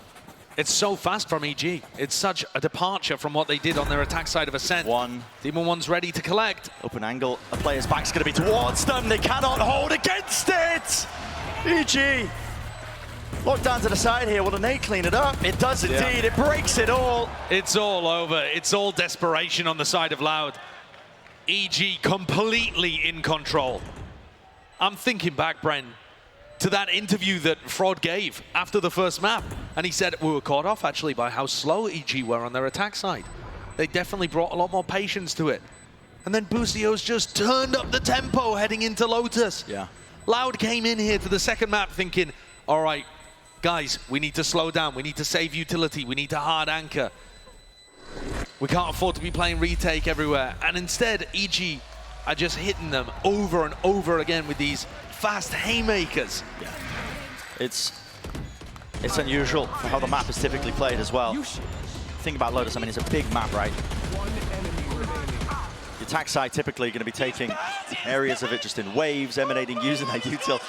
Boostio can barely believe it himself, but yeah, one more round in this half will set them up beautifully. And all of these rounds will be giving them more and more confidence. They're a very confidence-based team. Aspas forced to go without armor in this round. Wherever EG go, they've just had it for free. It's damage done to less. The extra money in the bank as well. You can buy operators, you can afford it. And look, as well. It's like flowchart Valorant calling from Boostio. Jogamo goes C, gets an orb. Now he's going to go B, get another orb. They get ready to showstopper into B. This Viper's Pit completely useless because Jorgamo's looking to try and commit to B with his ult. And here it is, showstopper online, close to the corner. Oh, what is this movement, Kamusin? No way! Not a chance in hell, but still the bullets, they are raining through, fired through. It's enough at the end of the day. Bless. The shorty pallets going wide, sight. There's going to be gain, slowed down for about a moment here for EG, and they're just holding their ground. They know the Loud feel like they have to repeat into this. They know that they have to take the fights in 2 years, wanting to do the most. But look at this, right behind him, there is nowhere to run. Les with it all to do again. This map must have been painful from his perspective. He's had some unreal performances at Champs across all of the tournaments he's ever played, to be honest. But when you're left repeatedly in 1v3s, 1v4s, it's just not doable. It's just not doable, and even if you do, I mean, it's the third round online. First one, though, has to win the fight against Com, and, well, shot at the dart with a spray through into the wall. 10-2 is the half we're looking at. This is Loud's map pick in our lower bracket finals. And this is so different. EG in the past have beaten Loud on Split and Ascent, and then Fracture too. But they haven't come at them on Lotus. They haven't come at them on a map where they've beaten Fnatic like this. 10-2 is dominant. Systematic dismantling right now. Let's send it down. We have an interview. And then they've lost the other 3 times that they've played Lotus over the course of their history together. It's been a bizarre map to follow from Loud's point of view, and this one, they've just been destroyed. They need pistol bonus minimum to even get into a position where we would think this was winnable. This looks like something created by EG here. Yep, waiting for the presence. Here it is. Flash play out of the side. Kawazin way too far forward. Nate missing still with the frenzy. Shots are fired out on even sides. It's brought it to 3v3, but damage definitely done to these Loud players. Sadak.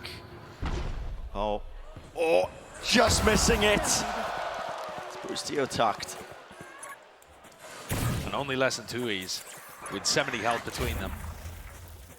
EG once more grasping hold of the tempo on the pistol round. Right? It's them that's initiating the play. And Loud forced to react, always forced to respond and react because EG are playing quickly and putting the pressure on Loud. Com's holding this line. He's going to take contact first against less than 2 E's. Why is it so weak? Ooh.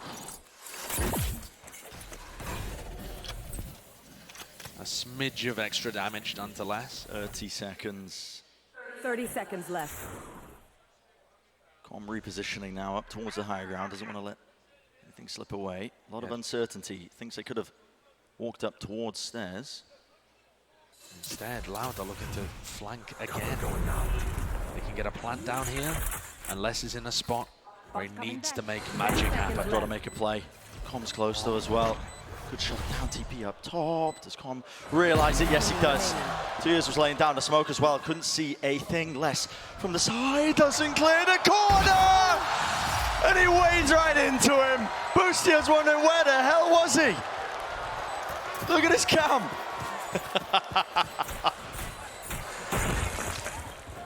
Les just caught a timing there, slipping into stairs right behind the player that was rotating over. And EG are playing with them. Savor the moment. They're a team powered by having fun in these kind of situations, not taking things too seriously. They find themselves up 11-2. Vibe's got to be good. Dominant. I love this opening as well. I mean, we talk about Loud and the amount of preparation they put into these pistol round plays as well, but EG, they're another team that love to do it. You can see it, the idea there. 3 players stacked up, waiting for signs of life with a flash play popped up, the nades, Kawazin too far pushed forwards. And yeah, Boostio left wondering what the hell happened there. Well, it's a pistol round win. Loud forced to make a difficult decision with the economy.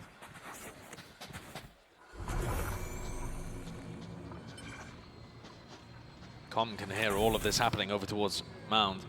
And I'm sure the EG players will be suspicious of a force buy. Com really wants to play inside that Viper orb, but there's just so much spam going into it at the moment. Trailblazer lay it down ahead of time here. Trailblazer, yeah, it does push back less. Got to respect this. The whole goal of all of this posturing by Loud has been to remove the front section of C in case there was Killjoy utility there. Now we know that there's not. Boostio shifted his setup, and now they might just be walking right into this. Aspas has got a satchel. He's got to cross this angle. How does Com play this? There it is. Satchel breaks it apart. He's maybe caught the timing inside the orb. Where's the damage being done? So damn low, no kill still. Bringing him down. Eventually there with the trade. Turret in your face here, Aspas. The nade flying. Put your plant online. Might have to give up your life for it. 2 years. He gets out. Brought down to half.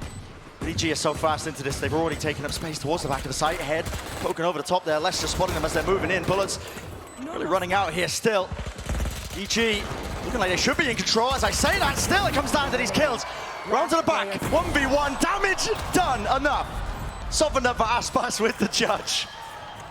So the force buy gets Loud into a position where they can finally win a round. But the gap just looks simply too large. 8 rounds ahead, EG. Yeah, never seen a comeback from this scoreline before. Not for Loud. Tui's doing a great job there, picking up 3 kills, making it winnable for Aspas, who has Com's judge towards the end.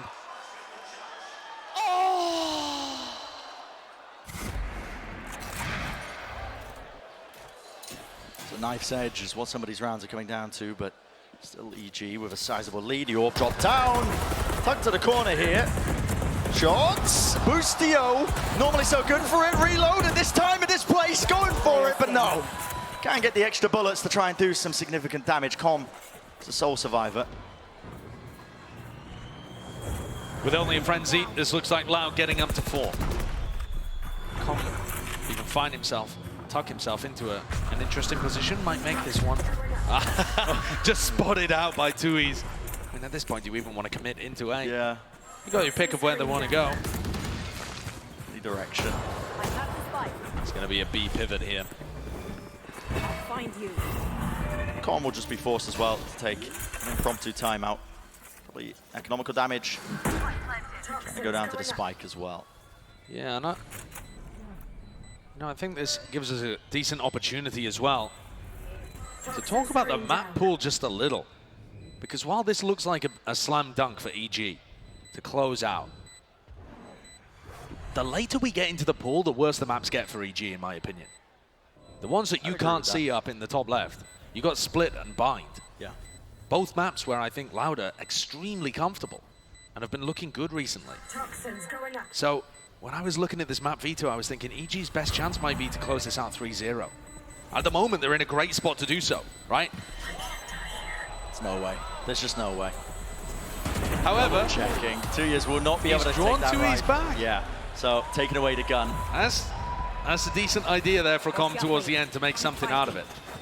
But yeah, it's not disastrous for Loud, even if they end up falling here. The chances of them being able to pull off a reverse sweep in a BO5 like this are actually a little higher than you might think, especially when you consider how some of these matches have gone before. I mean, you dial back to the first time that these two teams faced off against each other. It's week 4 of Americas this season. EG come out with a 13-3 first map, rocking Loud, bash back onto their heels, who then 13-0 them. Where are you? So both of these teams very comfortable with turning the ship around. Loud have taken very fast C control in this one. Bring them down. And nothing to stop them from committing over towards the C site other than Ethan Com. I mean, this is where you would see Boostio calling for Aspas to go and work an orb and then using the showstopper to get in. And instead of being prioritizing the ultimates here to make space, Aspas was looking for a timing instead. Now dropping back. I mean, 4 players set up here over towards C. It's pulled a lot of the EG players over. Maybe anticipating and expecting it. So The flash was nice though from Ethan. It didn't hear anything, so now they're rotating off. Right. They're finding the read. Boostio. Prime rat gameplay, but this time sniffed him out. And the spike is headed back towards the weak side. Everybody rotated based on that flash from Ethan, and now it's only Com home. Aspas still has not left. picked up an ult orb. They're just going for this. The reveal. Prowler as well, bullets. Slamming into the choke point, but you got to respect it and back away here. 18 seconds left. Gotta get a move on here if you are allowed. It's probably not going to be the most ideal plan in the world. A tap to force out this util, but again, time is of the essence. You've got 12 seconds left. You haven't pulled this util out. It hasn't been siphoned out prior. Sancho's over the top. EG! They've dismantled them! Absolutely and thoroughly. No time left. And just like that, it's a round win. Everybody falls, but EG, you know they're going to be happy with it. Match point. What a situation. And you see the deep sigh there from Sadak. How did that one go wrong? They had the sight. They were getting set up for the plant.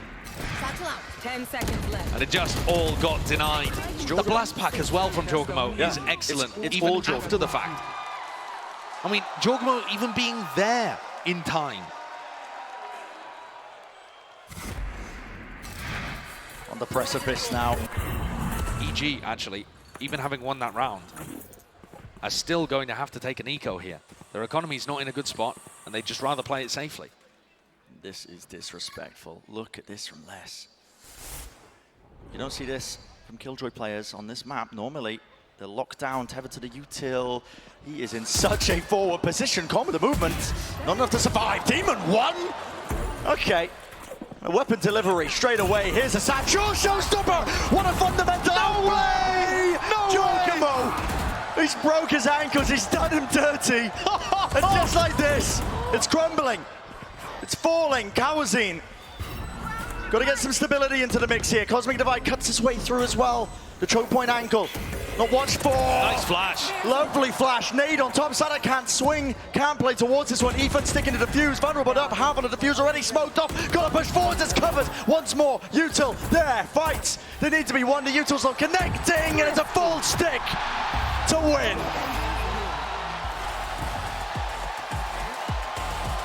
Started beating them. They lost to crew, they lost to NRG, and they just started banning the map. And then when they brought it back in, they were running the breach fade. I don't know how much Loud have been practicing this composition on Pearl recently. We'll have to see how confident and comfortable they look, because I've been so impressed with how Ethan plays the Yoru here. This is a blinding speed, how close. Side here, it's Boostio. Tucked himself in. He wants to play inside the smoke as well, just so that nobody can cross past. Mid control, link taken, Aspas side by side, but there's flanks on flanks occurring as that falls. Tara doesn't see. It's a gap in it.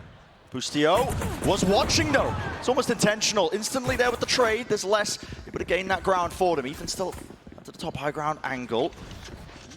Plan should be available for them, should be given to them. Spike planted. Never to push this one back. Now with this competition, the new changes on Pearl. It is weaker to try and play this. Ethan. What a play. What is that? TP's close to the corner, but Kawazine collects that. Shuts it down before it really gets out of hand. Now he is the thorn in their sides. Towards the back of Halls. Needs to be cleared out here, but it really just might come down. Again to the gunfire. Spam into the smokes as well. A tap onto it. Not really being forced to use their utility. Kawazine, they still need to deal with him finally. It is so. Demon one stab, but brought to his knees. A pistol round for Loud.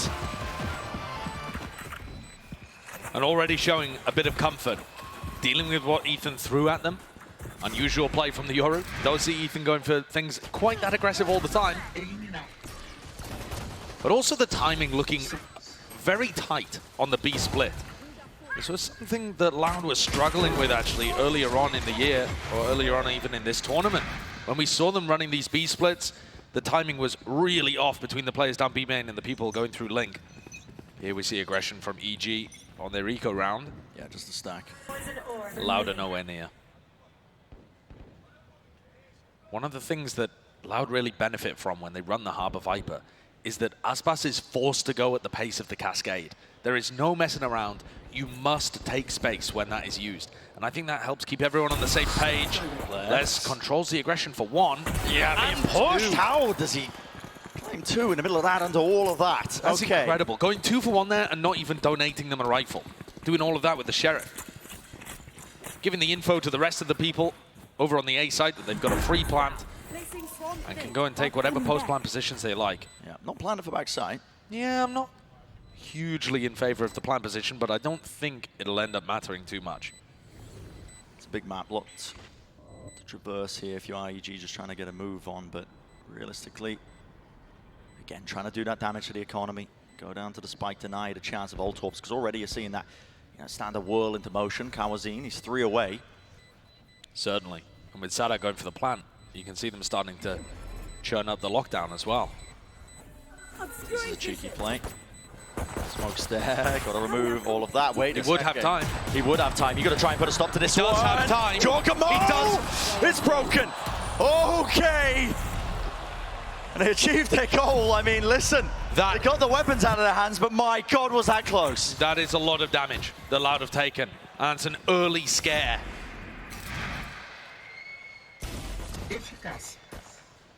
Nice work in this round from Les and the rest of Loud to put themselves in a good position, but oh, that got a bit too close. Tui's required to get onto that. And Loud would have been feeling comfortable, except for the scare just then. And now they're going to buy up, so this isn't a bonus round that they're coming into. Look at the money for Sadak, Tui's, Aspas. They've all bought rifles. Straight up buy round. Ethan, tucked close to the corner here. He can actually use a TP to escape. I don't believe he's playing. Oh, no, he does have it towards the corner. Wow. Great awareness. Really good heads up. I mean, Ethan plays there a lot. Yep. If they've been reading the VODs, they're going to know that he's going to be isolated there, banking on the TP to get him out of things. Close. Also, an awareness on Boostio. Oh. Shut down both of the major threats from EG. What a risky move to make. And the fights are just being handed to him. Aspas. Bit of grant him the death wish. As each of the players on EG tries to make the play that's required to get them back into the round. And Loud are just eating up all of that aggression. The attack sides have been good from both of these teams. I mean, we just watched a blowout on Lotus. But we didn't even really get to see Loud's attack. No. They just lost so heavily on the other side. No chances for it, but a very good beginning for a Loud team that has been knocked down to the floor here. And especially with them playing a composition that, once more, we haven't seen this in over 3 months for Loud on Pearl. And they did write the book on it. Yeah. To such a degree as well that they ended up starting to ban it. Everyone else was playing it. They didn't want to play it anymore. Yeah, the innovation ended up being a bit of an issue for them. And this is a great start. Hunting down EG, trying to take rifles out of the hands. Demon 1 responds.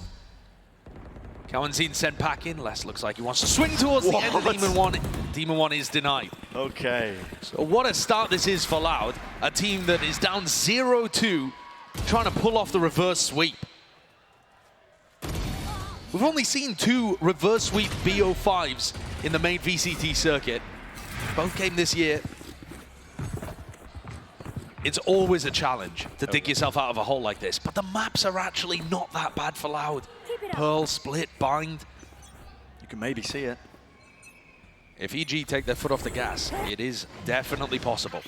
Everyone plays towards mid here with the defensive positionings. A main control. It's given up. Tap under the orb. They're trying to bait a trap play. Anything that EG might have had, you know, flash around the corner trying to fight over this one, but... And often Ethan is going to be around that position. Yeah. You know, he has his own aggressive plays that he can go for, holding off angles with the teleport or flashing himself through smokes. But he's often going to be throwing supportive utility too, kind of like he would when playing KO on this map. Giacomo has the rifle. Should have taken these fights against him now. They really saw less here. The Seekers will point them in the right direction here. Do they have utility to clear out Giacomo close to the corner? He does respect it. You can immediately see him backing away like the dart. Calm. Good placement on it. It's really bogging them down and slowing them from being able to get into this, but maybe the rifles will be enough. Smoke's in their face. Backside control towards Hall. Still going to be holding on to it. A couple of these players.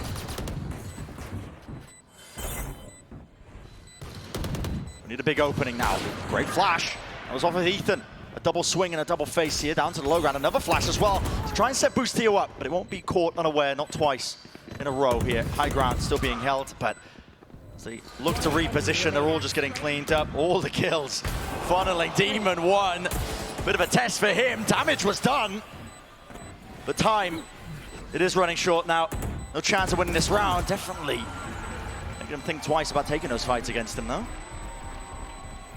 Demon 1 still looking confident, but Loud go up 4-0. That was an eco round from EG, and you still saw some nice ideas on the way that Ethan's looking to try and flash them in on the retake.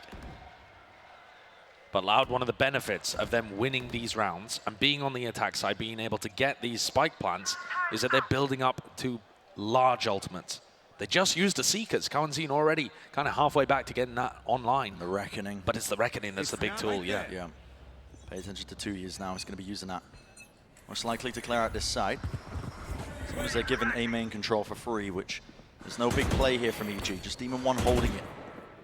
Praying that he gets a connection with the bullets. Got to back away, though. And again, so disciplined by Loud. They are very aware that EG's comp lends itself to trap plays as soon as they hear the orb tap. There could be a flash around the corner, there could be a play from EG to punish. They tap it out, they wait it out. Jorgamo's gone for this one-way in art. And it looked like Kawanzin was trying to flash Aspas in to take contact. Here's that flash. Doesn't connect. It doesn't connect with anything. That allows Jorgamo to continue to hold this. Reckoning goes through more pressure onto Jorgamo. Yeah, and this is a nice one, actually. Clears out most of the side, trying to squeeze it. Jorgamo! Push it through into main! What is he up to? Barely enough bullets as well. But he adjusts the aim anyway towards the back here. Com trying to bring down the Cove. And he's on the damage he might do. No, it's just counter spam in action in theory. Demon 1 over the top! What is that? Aspas normally so clean with the movement, but they're just answering back with bullets of their own. Through the wall now, Ethan hoping maybe he can spot ahead. The spam damage, he's connecting with the wall bangs, but forced to reload now. Just 30 left with the reload back. He's really running out of bullets to make the most of this one here. Still needs to be locked down with his crossfire. Set of Sadahak hitting the aim. Kawanzin bailing them out. Loud go at 5-0. Feeling it, getting into the rhythm, believing in themselves. And Kawanzin, what a rebound. He's had 2 really limp-looking maps. And to me, the biggest difference between when Loud are playing at an excellent level and when they're playing at a mediocre level, when they went out in Tokyo or where they've been struggling at other times, is getting Kawanzin online. He's so aggressive in the way that he likes to play the solo initiator in these comps. If he's hit... I'll see those adjustments until the next round after this one because the money it's not looking too hot here. Demon 1 does have the Blade Storm though. Always danger with this guy when he set up. I mean, he's currently leading 7-5. More kills, I think, than the rest of his team combined, but they're going to recon and flash and try and fight over A main there, EG, at the start of the round. And then they just post Calm up. Ethan takes his gate crash to go towards the other side of the map, so they have a very strong B site. And Calm, by the look of it, just spotted somebody. There's a lot of Loud players over towards A. Just getting out of there. And Ethan's already evacuated. Dash already used for Demon 1. A is looking very weak. Certainly is. Nice tag as well to just push back Aspas from taking that space, but the rest of his team is now starting to collect it. Look at it, hunting for Jorgamo. Narrowly escaping with his life. Backed away though, it will be that full retake being played online here, unless this fight comes to fruition for them. The flash wasn't quite good enough. Boostio dodged it, but falls anyway. Didn't have the weapon on the way here. Here it is. Lockdown is putting the heat and pushing it all the way up here. It's up to EG. Emphasis being placed on them trying to make this happen, but Ethan caught. Yeah, Ethan, I mean, being caught, and time is really starting to tick. The reposition of Aspas. It's lovely. Don't really expect it, because look at that, Ethan just trying to make something work with the TP deep. Gate crash, a reward in sight. So 6-0, Loud. It's more than dominance at this point. Mimi was saying on the desk, wouldn't it be poetic if EG were able to close this out and head to back-to-back grand finals by beating Loud on the map where they got 13-0'd earlier on this year? Instead, it looks like it could be poetic for exactly the opposite reasons. Loud are barreling towards another 13-0. Yeah. The form that they're currently playing. I mean, there's 3 players on EG with 2 kills between them. And is this the adjustment that EG have made? Is this what they called the timeout for? They've got so much of their players grouped up over towards A here, leaving nothing over towards B. Boostio. It's the same thing again. They go for a flash recon, re-clear of A, post somebody up, and their idea is for Ethan to gate crash over here to reinforce the B site. But they're going to be forced to play a retake anyway. Yeah, and they've given up link control. You can already see it's Aspas and Les playing together side by side in tandem, taking that space up. A bit of a tap this time. Good spam. Good spam, yeah. Breaks down the Cove, makes it way more dangerous for them. But while everybody's reloading, they're just able to get the spike down anyway. Happy to take the fights. Ethan could ping here with his ultimate for Comms Hunter's Fury to get incredible value. Got to think about saving this though. You're a player down, you're trying to make this one. Look at the pit, yeah. Still going to be working their way in, Ethan. Now, time to ping out these players, collecting it together. Flash, Hunter's Fury, all collected, and the fight gets taken into the back of side, clearing them all the way out. It is carnage and chaos, but nobody's taking it. It goes down with a cosmic divide in their face, up top to the box, Demon 1. That is unbelievable. That is a retake of epic proportions. Such phenomenal value found between Ethan and Com's ultimates. Ethan's in there like a human drone. Oh yeah. Just running around, spamming the pings. And then throwing out flashes, fake, clones, all sorts of stuff. Just to tangle Loud up, tie their brain in knots, and make sure that Com gets good value out of his ult. That's so decisive from EG to get themselves back on the board, but it's still an uphill battle. They're still only at 1 and 6. Good one to find though, with all the right answers. Interesting wall. And to isolate, I believe with a flash, just in case Ethan is tucked into that corner. If the flash pings, then you know he's sitting there. It doesn't, so they know that space is clear, but now making a move. It's a flash re-clearance. No good connection. Still 1-for-1, maybe a bit more good from Boostio. Star Wars defender. He wants more. And then Sadak, yeah, he's looking in the wrong direction. Seems a little greedy from Boostio there, but he's feeling it. He had the read, and he got the 3K. In the meantime, Demon 1 has taken the operator for a walk deep, deep through. With Sadak falling, he knows there's no alarm bot, no turret. He's just missed them. He has. He's missed the timing. Flash. The doors, their backs towards it. He's missed it again. He's missed it entirely, but Boostio still locking it down. That is definitely one way to get an ace.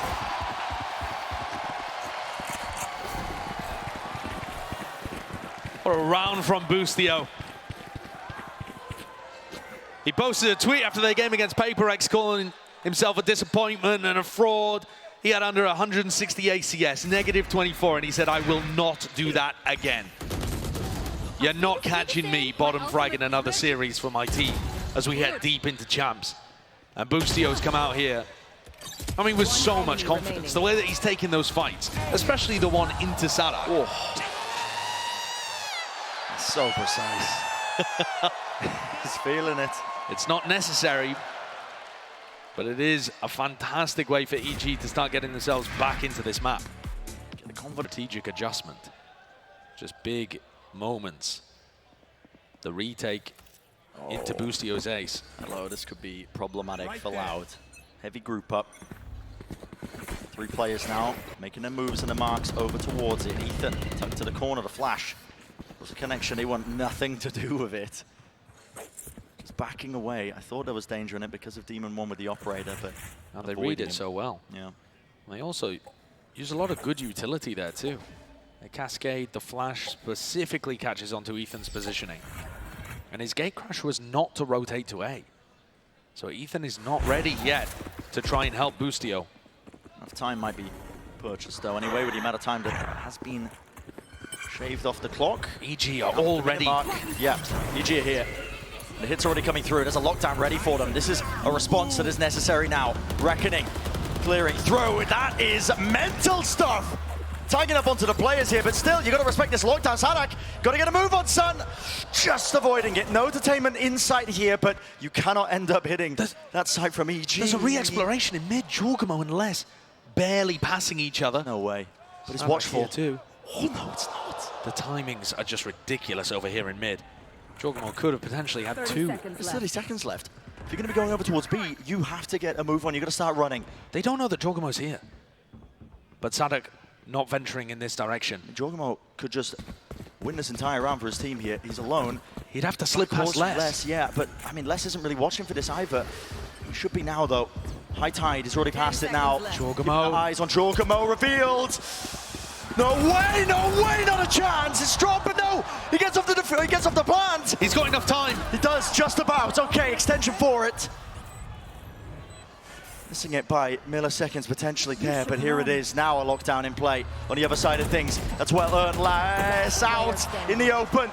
over the top of his wall. Can just see Demon One's head taken out a gap into the back of the side. Less good presence of mind, knowing to jump spot that, knowing it could have been an option that was wide open, and it's just an impossibility. 7-2. What a pivot, what a call. Jorgamo could have made the play there. Recon dart thrown out by Com, lighting up Tui's. And there's 7 seconds left. It was disaster written all across that round, and yet Loud still finding their way through all of the difficulties. Baiting out the lockdown super early, and then pivoting over to B. Loud still in the driving seat here. Money to buy for EG though. Critical round for them to try and win. Dart, it's not taken care of. It's one of the first times they've ended up really pulling that one out. Look at the spam damage that was done a bit earlier. That was just presumably Boostio with the rifle. Firing into the orb. Now a clearance into mid. Demon One loves his off angles. Use the util. Dash now active for him. Ethan also falling quite low. Flash repeat together. They're kind of body blocking each other. It's a bit awkward. And now starting to make the moves here. It's a great rumble and move all the way through into this connector. But they can try and get past the smokes and the util. Everybody collected into the back of Horse. How did Loud get through this one? With great difficulty. Cove though, drop down at their feet. Still need to deal with Boostio. He's tucked to the side. Nice flash eventually there. But still, there's so many pieces that they haven't recognized. And this Jorgamo weaving in and out. Less returning the fire. 50 seconds. A chance to really put a break and pause into the play. But the spike is really in the middle of nowhere for Loud. Sadak should be able to recover this one. You can see Ethan poking around, getting information. There's only 35 seconds. The wall is going to be helpful. Sadak could pick this up and try and pivot elsewhere. The spam, he must avoid it. And a fight Less one. falls. Yeah, with Less falling there. Aspas close to the corner. So many targets to deal with. Running all around here. Noise faking with the Qs. There's only 20 seconds left. They still haven't dealt. But dealt with Ethan finally. He's removed towards the back of Hall's. Demon One down. And it's crumbling here. Com, it's been so good in the clutch, but can he really do it again? Shock darts are here. The damage potentially done. There's one removed and enough for Sadak. Low enough. Com. Oh my, this guy is just unreal.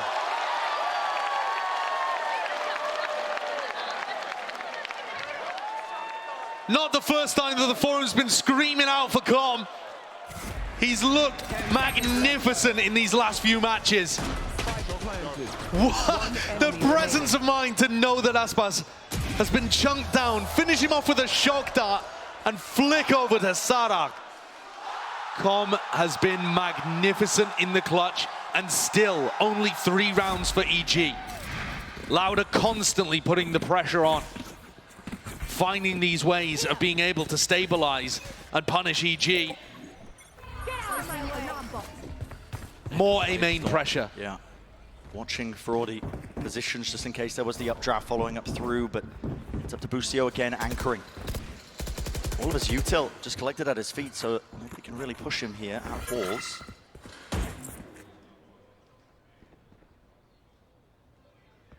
If the aim for Loud now is to reclear into A-main, they might be sorely mistaken. Ethan, he's got the flash. Demon One's contact, that's what's going to be causing it to rebound and a re-swing. Demon One spots it. Here's the flash. Re-peek attempt with the updraft play. Plucked out of the sky. Jet play won't be getting away with anything. Aspas though, on the other hand, really just handing it to them. Quick decision making. Les also got a lurk down through Art, picked off Jorgamo. There's no defense here. Boostio and Com are going to desperately try and get into position. Les already going for another lurk in a different avenue. He's found the timing, slipped through, Com retreats, and it's too easy. Far too easy. The rounds that EG are winning, they're on a nice edge. They require almost everything. Every ult in a book or a clutch play, a performance from a big player, but it's all Loud in control this half. When it really mattered for them. It's a map that they had to win. Set themselves up to do so now. And outside of this match, Ethan's Yoru has looked amazing here. They've had so many cool ideas. They've caught teams off guard. Loud instead come in prepped Bring back the Harbor Viper. Ethan, bottom of the scoreboard, 3-11. Even the supportive stuff isn't working. Lauda found an answer here. No one else has really been able to acquire. Flash re-clear potential. Ethan, he's holding a flash, you can see it. Out of the smoke, they want to go for it. Right onto the side, there was a recall star of their own actually, just try and block them off. Again, Smoke's in their face, just trying to play anti-flash close to the corner. It's desperation. It's so good from Loud. The same kind of ideas, always ready to catch the aggression. They put a little bit of pressure in an area and wait for the response. Just aware of it. One enemy remaining. Jorgamo and Com tried to make something happen, but this is a 9-3 half in favor of Loud. Bringing back the Harbor Viper and looking immaculate on it, as per usual. Still showing that it's got legs here. All the bit, I mean, off the back of massive performances across the board, really, from Loud. That's what the dominance is minds to maybe close this one out in a 3-0 fashion, but it begins here with this round. And if they don't close things out 3-0, we go to split, we go to bind, areas where Loud have recently looked phenomenal.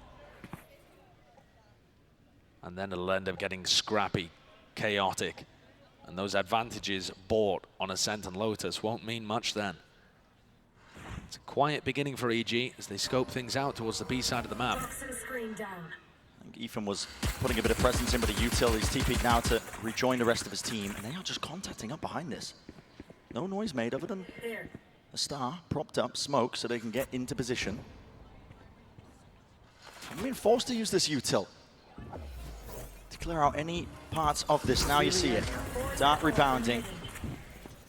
Waiting for the gate crash into the back of it alongside the flashes, all combined to clear out Hordes, but has given up the space. Util out. No kill collected. Boostio. Unfortunate time with that one, not quite able to get it, and the util now being pushed into his face. Comes down to these fights are about to be taken. The util being expended, lighting up these players. Flanks on flanks occurring. Jorgamo from behind. Damage certainly done. Demon 1, snappy, precision, and EG find themselves a massive advantage. A pistol round win. Exactly what EG need, but they need so much more as well. Beautiful idea on the pistol, though. Clearly got some concept of Loud wanting to play without too much info from their Killjoy. Over on B, they just walk that up super deep.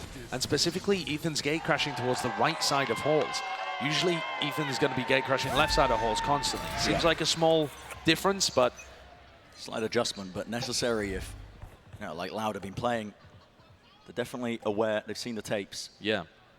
You want to be mixing things up like that, just so that Loud are not able to anti-strat you in a game of this magnitude. Frod's talked a lot about the level of prep work that he does heading into events like this, and the whole team does. Watching the tape, not just their opponents, but their own, trying to improve.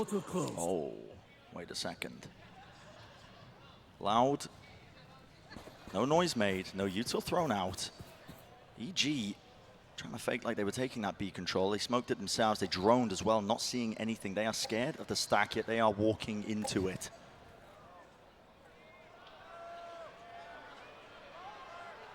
Tucked to the corner now. It all stands on this one. At a moment's notice, it could fall to pieces. Shock dart laid down just in case his Nana swarms close to the corner. Sadak, he was trying to get cheeky with it.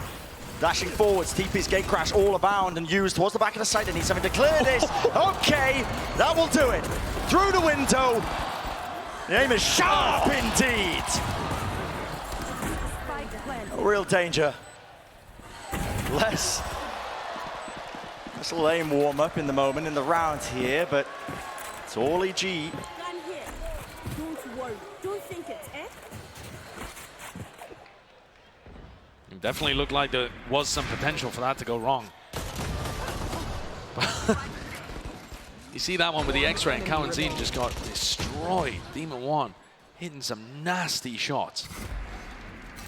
A reminder that Demon 1 had his worst map since joining Evil Geniuses, playing against Paper Rex, and has just come straight back out and top frag in almost all of these maps. It's going to be a fight.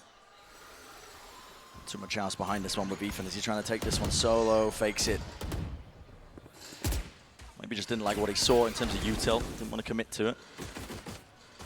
It's a heavy investment with the high tide over here. You've got a decent idea that they're fighting over A main. Boostio's going to try and catch timing, tuck himself in at this box as Loud go and re-clear. I really like this idea. I don't think it gets cleared, especially with Demon 1 getting that one. 2 years. Real chance for a punish, but okay. The rifles, bangable into the box. Boostio knew that it wasn't going to be anticipated and decided to try and make something happen there. Ethan's only got a ghost, so he can't really challenge towards less. But they can recognize now, they've seen enough of the Loud players over towards Art and A, that they know B's got to be a little weak. It's going to be heard. Sadek has his util laid down. Start. And to try and clear out the top section of B, but it's just delaying them now with the Nana Swarm at their feet. They're worried. But the flanks are just buying time for Loud now to start to regroup. Together here, Ethan. Ult online. Who's next? That might make the difference here, but with 30 seconds remaining, he's just trying to ping out these players. Everyone's off site. Be catching any targets. Sees Aspas. Flash and backs away. Spike planted. What's the answer now from Loud? High tide back online. 2 years. Wraps this one all the way across now. One having to expend one of his smokes here. This is just with the Guardian still. It's rifles running it through here. The crossfire setup's got to be playing off of each other. Ethan almost doing enough damage. 20 health to Aspas. On the flank. Right from behind. They do not anticipate it. They do not expect it. It is played once more all the way to perfection. Com just does not lose clutches.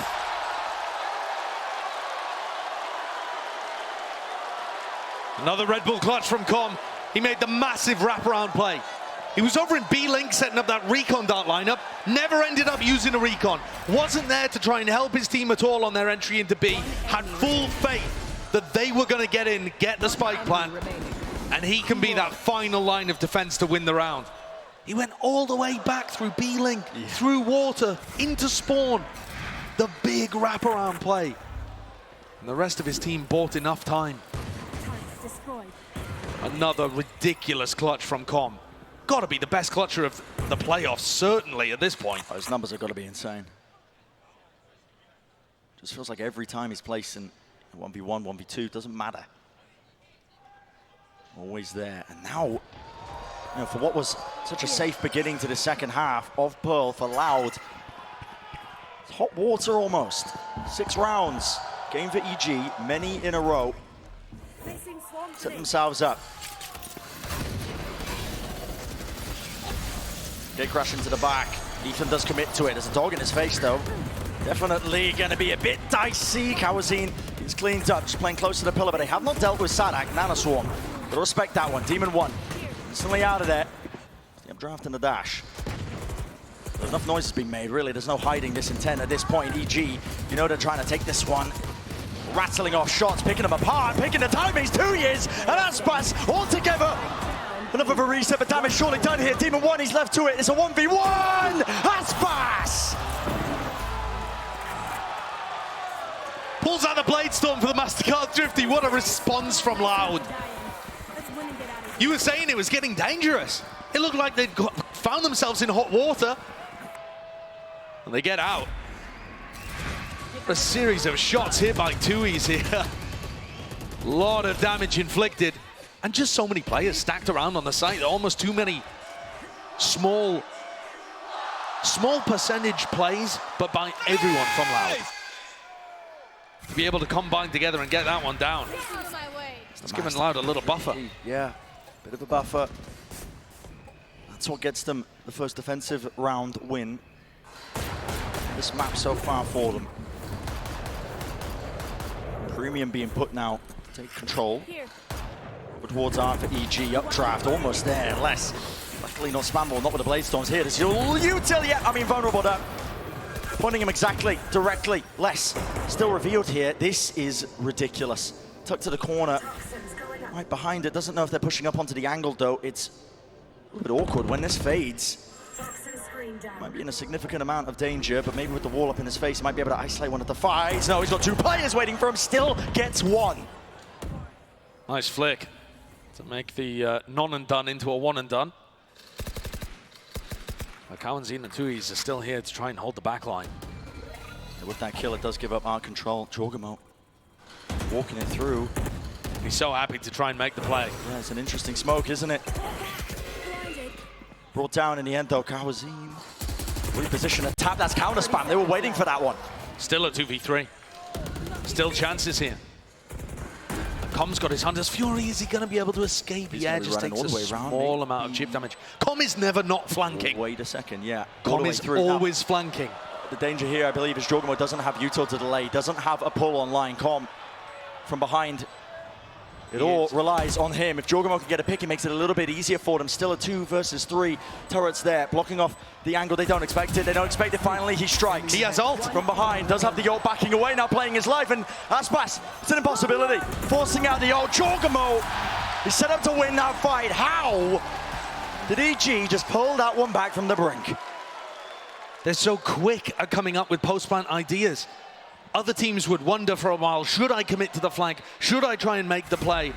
Com's instant, decisive. 30 seconds. And confident in it because he's done it so many times before. One enemy. He can visualize the entire process because it's just so familiar to him. He's been doing it over and over in the playoffs of champions. And yeah, it's Jorgamo that cleans it up, but Com makes the play that makes that a reality again. Loud won the Thrifty to be able to get themselves up to 10. They might need something similar.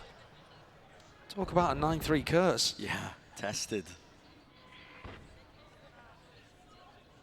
At this point, Loud probably tired of comebacks against them. EG not pushed away. A-main's theirs. Drone, not really being broken. 2 years. Does it tag him? Yes, it does. Spammable into the corner. He's just got to try and evade all of it, but no, it's too much.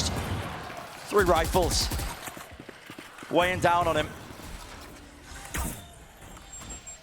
And the signs of that, EG content to slow this one down. This slower pace is what brought them so much success over on the first map. Getting a feel for where Loud would be set up. Les looks like the only danger, really, in how the defense is currently positioned. If he could catch Jorgamo on some kind of aggressive lurk play. Otherwise, it's just going to be another slow siege from EG. Ozine in the position where he can spam that angle. Sadak just dealing with it. Ethan with the plan, pushed away for now with the snake bite. Vulnerable up. Jorgamo coming around the back of Les. Yeah, this timing has been missed. Oh, has it? Les.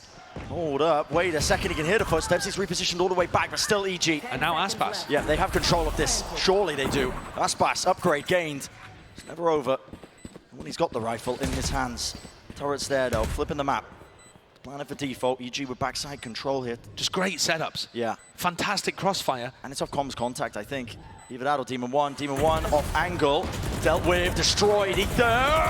Okay. There was a chance there for Les. Yeah, almost a moment. Almost a miracle. Almost a moment.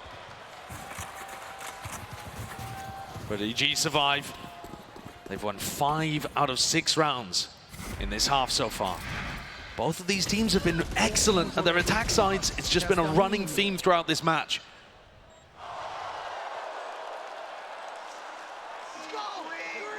Loud have got to stop this momentum that EG now have. Rifles, operator, back in hand for Loud. They were up 9-3 at the half. And they need this win to avoid elimination, to avoid going home and missing out on their chance to be back-to-back champions winners. Yeah, that dream will be dead. This map is the turning point. They gotta seal it out. They have the advantage already. Ethan, not being used, worked his way into the forward position, close. Sadak wants to meet him. This is a risky peek. Does Sadak really overstay it? Does he overplay it? Wants to clear it onto the corner. Yep, just spots it. Immediately out of there, though. There is that uncertainty. You just don't really know where Ethan is, but now, of course, revealed. EG have such deep control over mid right now. They've put a turret down to watch water. Yeah, it's, I mean, middle is theirs. Not getting any through this. I mean, Loud aware of it, watching it through spawn, but what it does do is make it really uncomfortable for Aspas. playing together, him and Sadak. Here's the hit about to come through.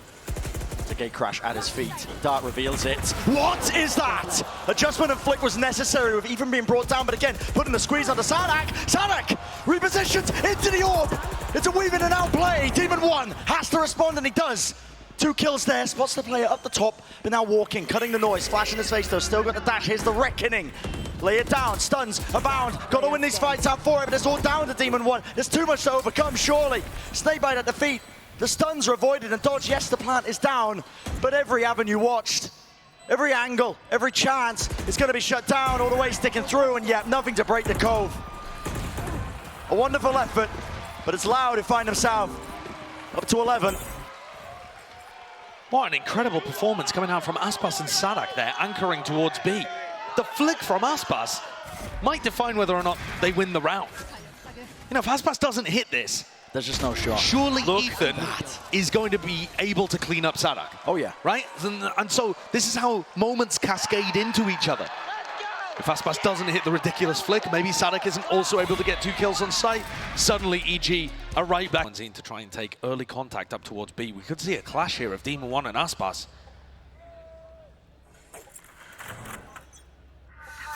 It's looking likely. Fast play. Aspas.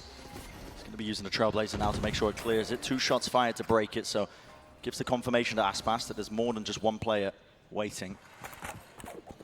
That does temper him. His excitement to try and take the fight. He's going to be backing away now to Pillar. Ethan, same diligence. He was just taking A main control, seeking to fake it, but Loud seemed to be aware of this. Aspas. Oh, this is such an awkward position. Is this because they've been contacting? Potentially, but noise is being made now all the way up through into the smoke. There's about to be a timing to be taken, and he flashes the peek through this one. Over the top! That is disgusting! But he meets his match.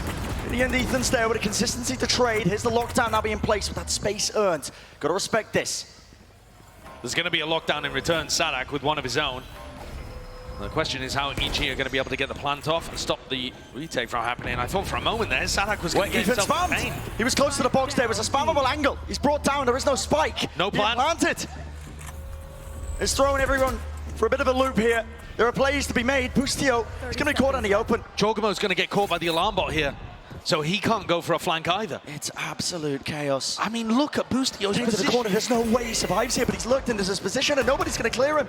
Goes here. What is going on? He's in the spawn, man. He's in the spawn. There's no time left. The 12 seconds is cleared out with a flash play. Loud in control of this one. The spike's still in their hands. 2 years. Adjustment with the aim. Snaps to the side. Loud on the precipice. Grinding these rounds out one by one.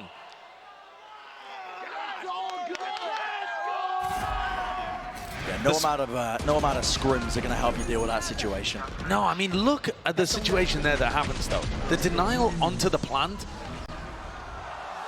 They get into that spot, and ideally, Jorgamo's pull is supposed to be a little earlier, so that they're not able to get that spam angle.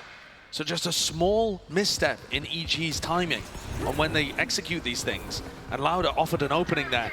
Now EG have to make it work with horrible weaponry. Everything invested into it. Viper's Pit down. Hunter's Fury over the top here. Tries to set it up with Demon 1 with the knives, but no connection, no kill, no refresher with the blades. There's so much damage onto Sadak.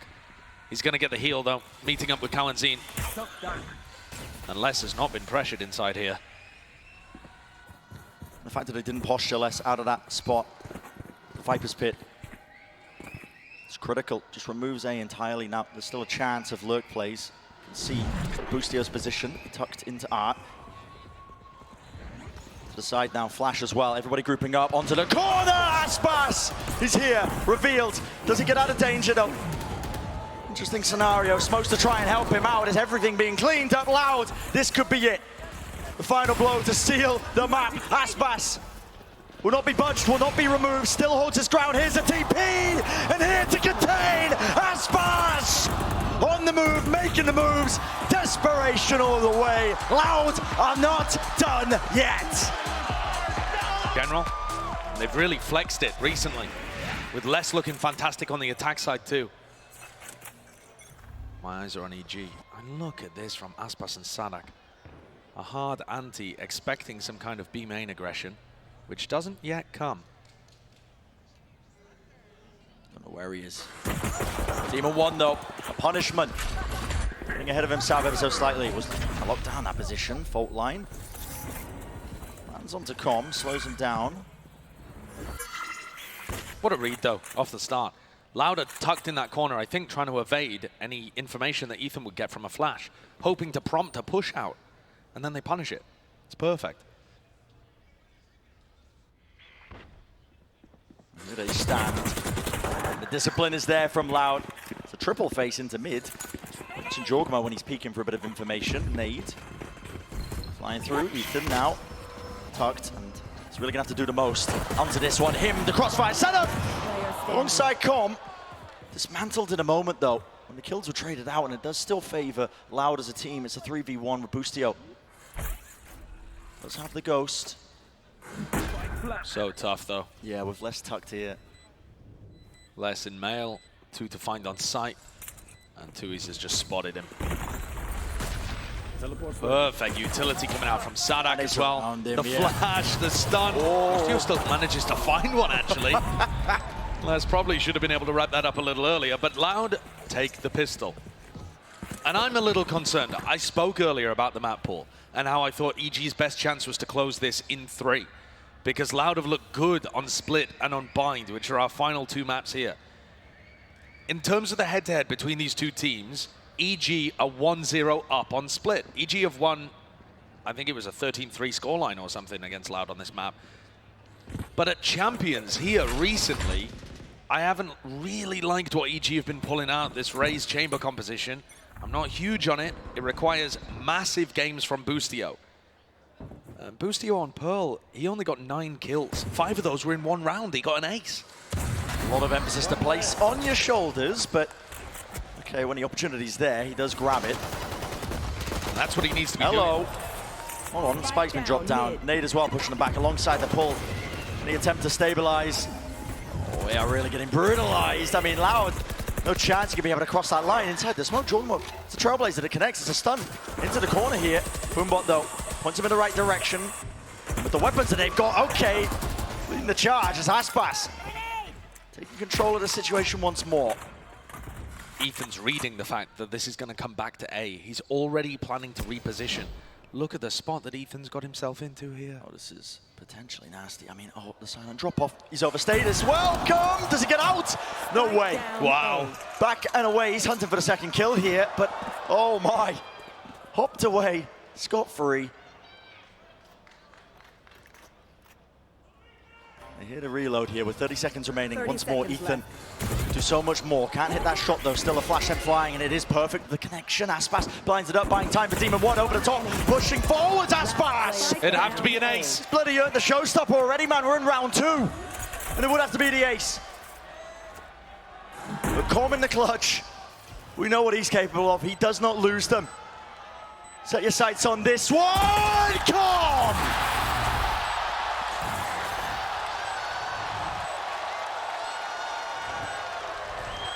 Denies Aspas a historic ace and works off the back of what Boostio and Ethan had done to set them up for this MasterCard Thrifty again. EG steal it away. I was talking about the fact that Boostio needs to have big games on the chamber, and he comes out with the opening pick instantly. Spike abandoned down mid. What a play by Ethan, though, as well. To just consistently be harassing these Loud players of Aspas and Tuis as they got closer and closer to the spike, leaving things in the hands of Com, who is always good for the clutch. I don't think Com lives by the mantra of live evil. He seems quite wholesome, actually. One of the most wholesome players that we have out here. Yeah. But he has found his form. Ethan on the top of the ropes. Hello. It's escaping that one. Here we go. Okay, showstopper committed. That is a direct hit. Demon 1, there's going to be no remains left of him. And Com wrapped around the pillar.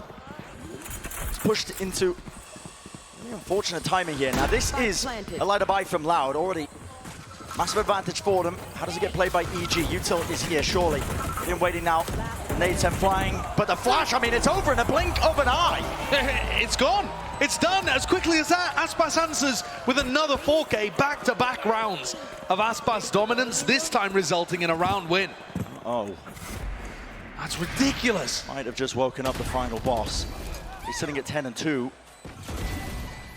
What is that? What is that? God. Nah, okay, okay. Yeah. Try and take it to that guy. You're gonna need to, I don't know, toggle or something, man. I mean, that is just disgusting. He's 10-2 after 3 rounds. Yeah. Back Flash, to back. stun, looking like they want to fake some A-ramp control. But with Aspas not pushing off the back of it, he's just waiting to collect any level of reaction from EG in mid. This time, Loud, much more aware of the EG game plan when on the weaker buys, the ecos. They know that, you know, mid is compromised.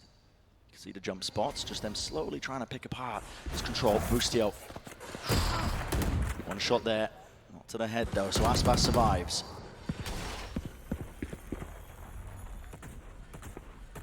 Loud have a lot of utility here to try and clear out these kind of plays. Another flash to try and set Boostio up? No, Ethan has decided to back off and re-clear a ramp instead. There is a chance they catch less. Just trying to get a timing. Yeah, they're worried about him. And look at them specifically bringing the Trailblazer through to sight because Les was getting deep on these A-lurks against Fnatic. EG are ready for it. He's found a space on towards the side. They give up. They have in control as a result of it. Aspas. Interesting angle to be playing at here. Has to be worried about the push out of the smokes, especially as they start to fade, which they do. He's got the timing in his head pretty much perfectly. But they are really giving up control. I mean, everybody playing up on site here by Loud. This could quickly turn on its head at a moment's notice. The player to watch here, 2 years tucked away, he's going to try and seek that timing, and he does grab the one still. He's got to be dug out of this forward position. There are flanks on flanks occurring. It was back here. Tom still lurking up. Okay. A decent go of things. This should be a 1 round here for Loud. Aspas is looking to try and take the fight straight to Ethan. He wants to build up his second showstopper already. Player standing. You know exactly where Con was. The backside laid out. I mean, these guys, Loud, are just in impeccable form. Red hot right now, not missing a single shot. And you're exactly right setting it up. I mean, Aspas, his second showstopper, he's 3 ult orbs away now. How ridiculous is that? It's round 5. And that's a tool that's just going to burst open the EG defense. One of the biggest problems that EG faced, the last time they played Split with this composition against EDG, they couldn't defend. They couldn't find the right moments to be able to shut down site hits from coming through. And if you think back to how EDG play with individuals all over the map, that's something that Les could definitely find value from. The op, not quite catching there from Boostio as Aspas gets deep, gobbles up all of that space. An open chance there. It's for Boostio, but now forced to just back away and try and play this retake with the operator in his hand. That is a difficult, still Ethan. As long as he's alive, they've got the Seekers to try and re-clear some of this space in the post plan. It might get a little bit difficult here. Loud playing a ton of players deep onto the site. They kind of need a plan to bail themselves out. Util capable of flushing them out. Here's the Seekers. He's pretty far back there, so they know that Tia is at least stuck close down to hell.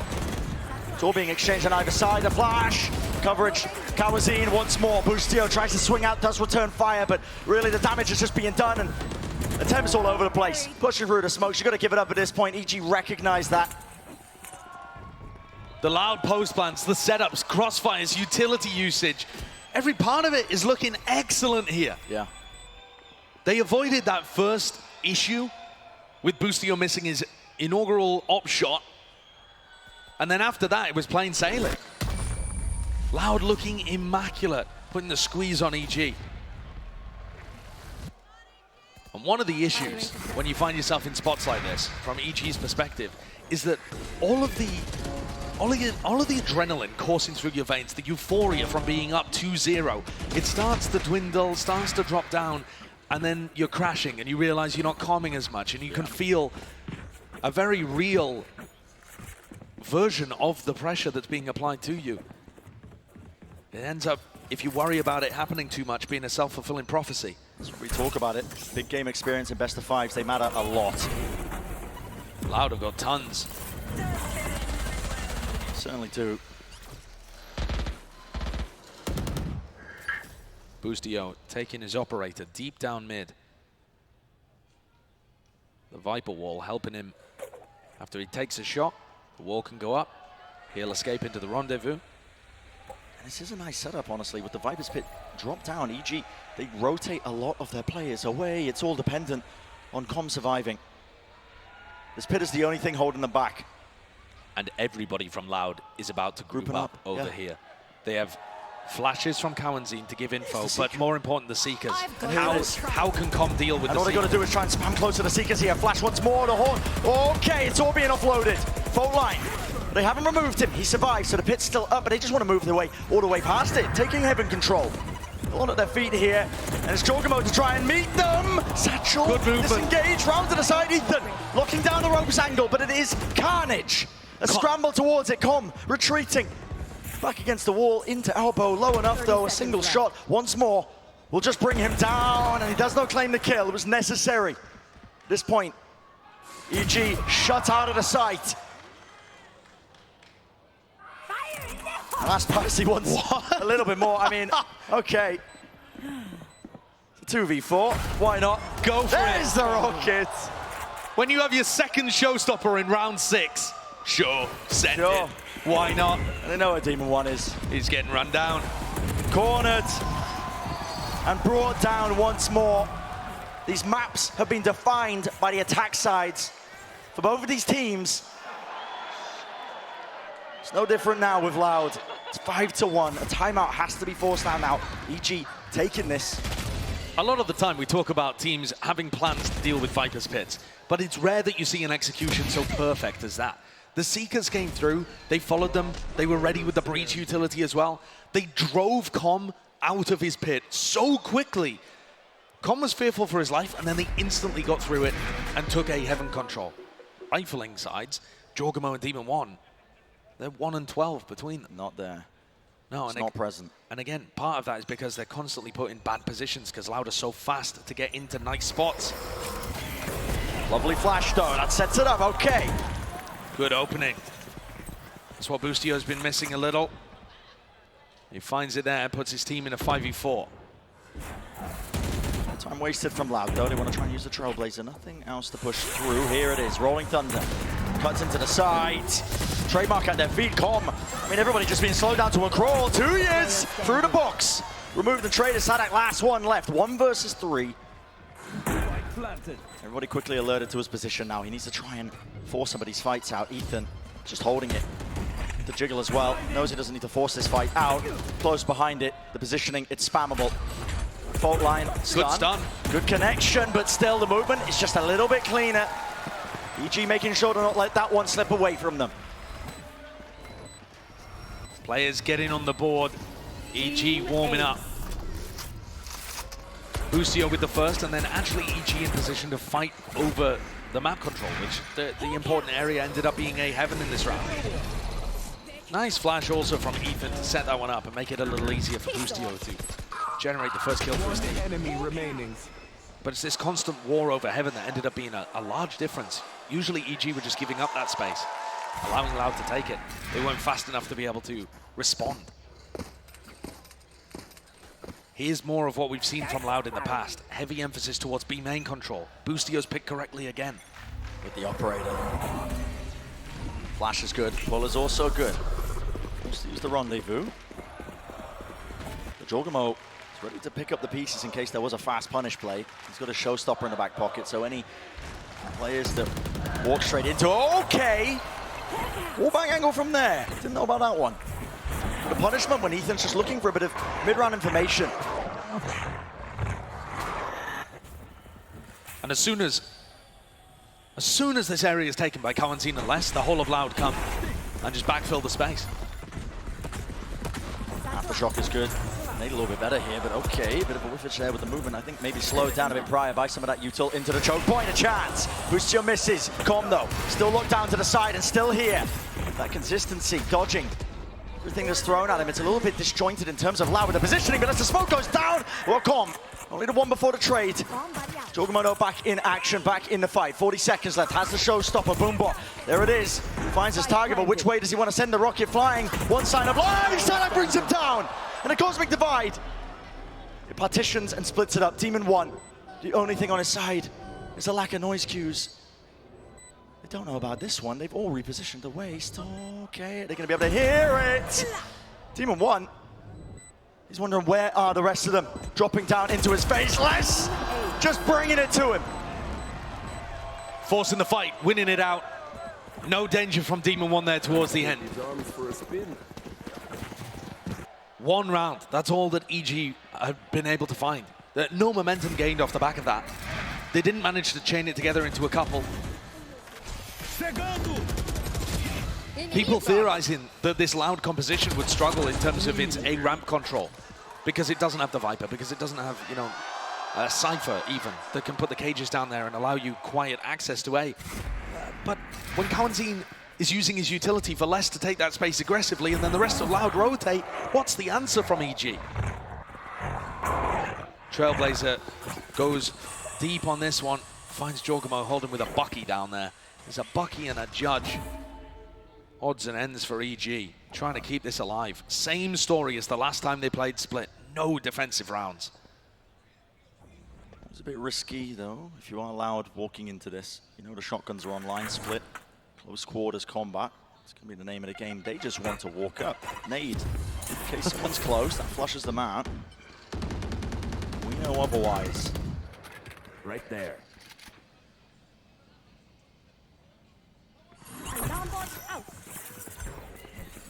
Trailblazers use it a very good time here for EG. Going straight down into mid, but now they know exactly where they are. B main control.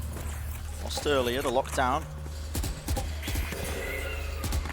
Should be pushing all of them back here. EG have as a response. Satchel through. Nice pull as well. Stops any attempt of just trying to flood, defend any of this here close. Spike planted. Super diligent, very clean from Loud so far. Need rebounding, Aspas. Wants to try and hold the ground here, but him and Les yet on the backs to the wall. Gonna be in a pretty clean spot when the attempt comes through.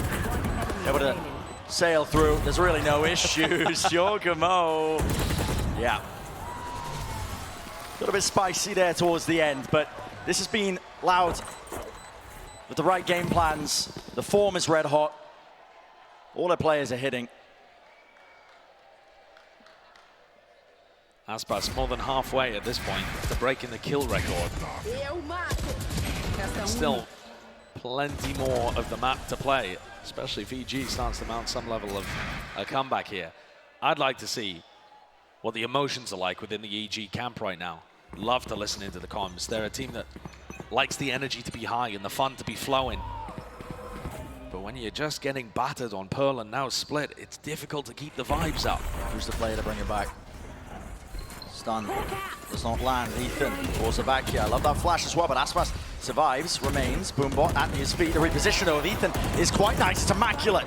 Damage is being done here. EG really picking them apart. The game plan to try and force the fight, force the issue. Jorgamo, it's nasty. And he's brought it to the 1v1. But once more, Aspas. Ult in his hand, stun. Not there in time. Did he hear the drop? I don't believe so. There's too much sound obfuscating it. Aspas left wondering. Is he pushed up onto the corner? Is his positioning known? Questions rolling through his head. Here's the showstopper. Time running short, close to the side. Let loose. Mutually assured destruction, but enough to seal the round.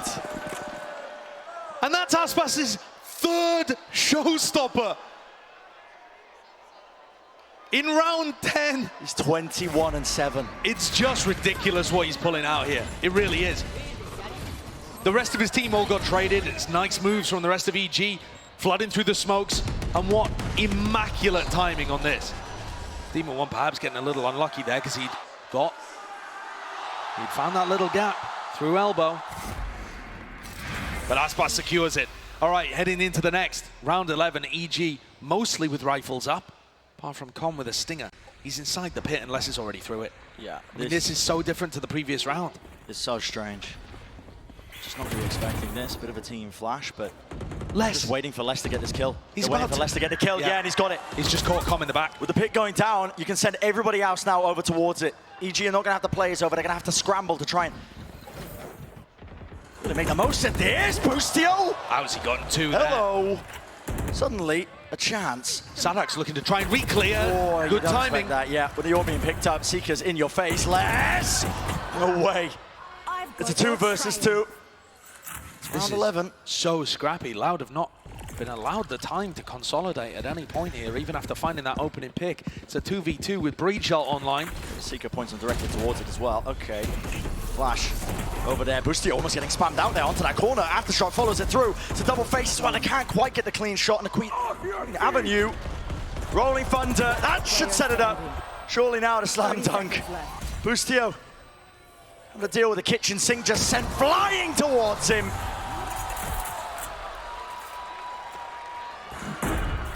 And Loud even managing to deal with the rounds when they get scrappy. This is unbelievably dominant from them.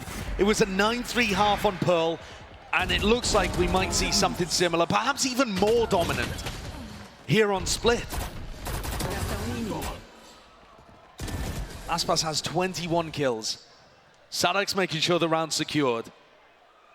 Loud are trying to pull off the reverse sweep. Been here before. Enough money to purchase. You got all the extra weaponry, all the extra goodies. Les spotted. Boostio now. Hold on. Is he favored here? He's got to hear that jump spot, or at least the jump position of Les close to the corner. Who will walk into each other's sight line? It's going to miss him. It's going to miss him, and Boostio. Do the timing to take. Rapid is the approach, though.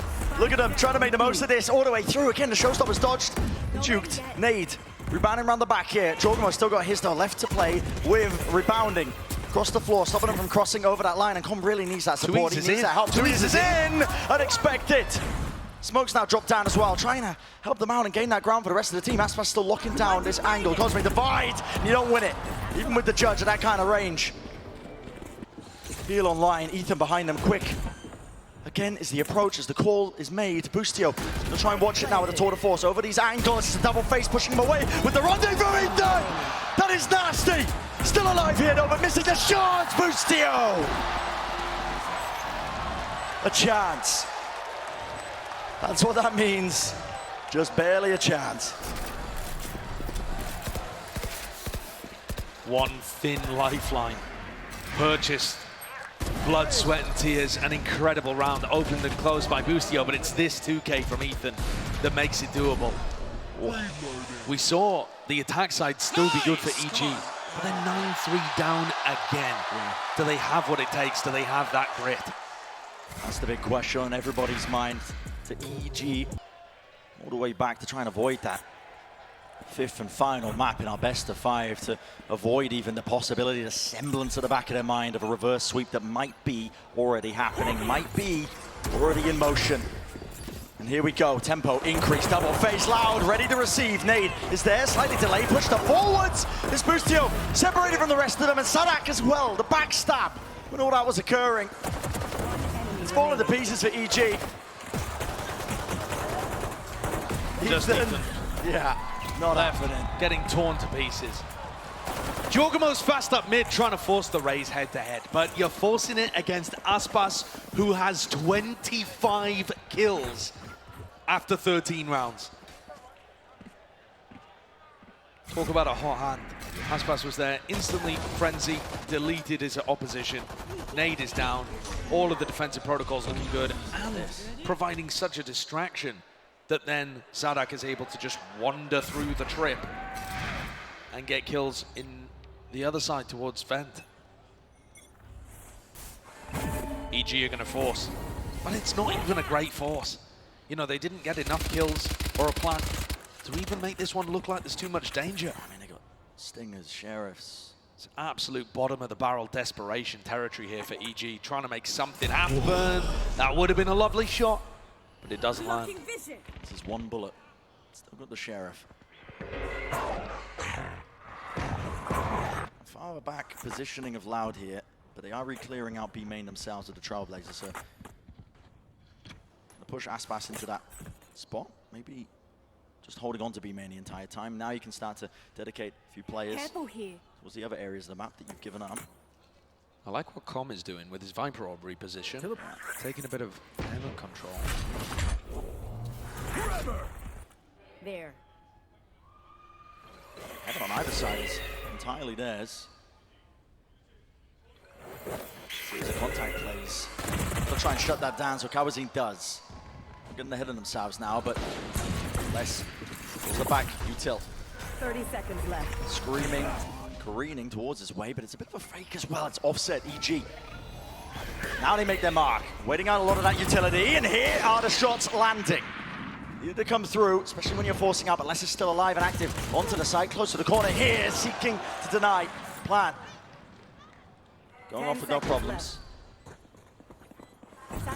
Aspas still with the double blast pack. He's going to try and get aggressive on anyone that might be playing screens. No one there. EG have that, yeah. Should be able to hold on. Feeling quite similar now to Pearl. There. Aspas watch the space. Hello.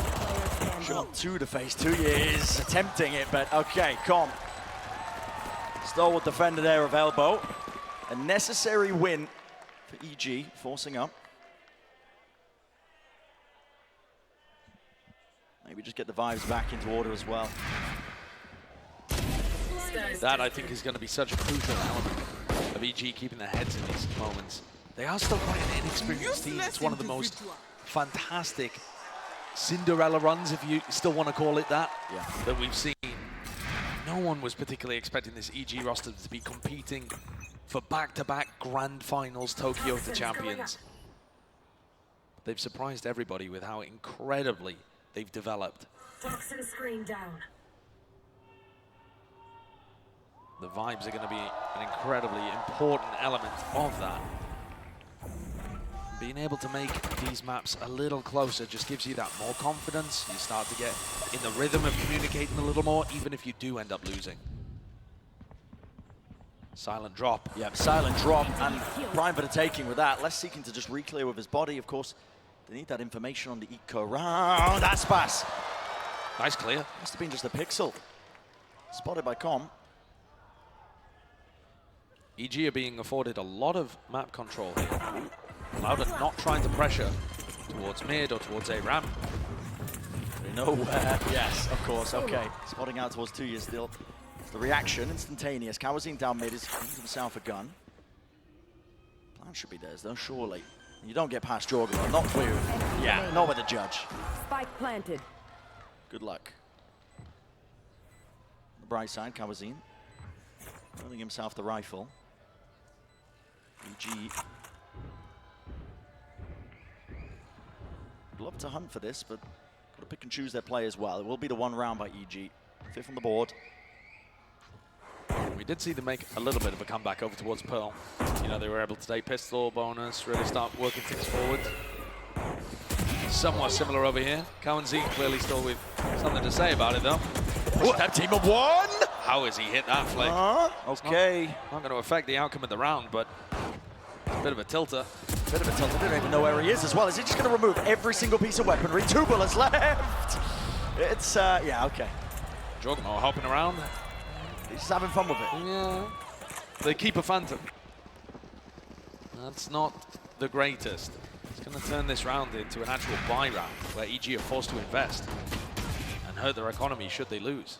What a flick that is. What a flick.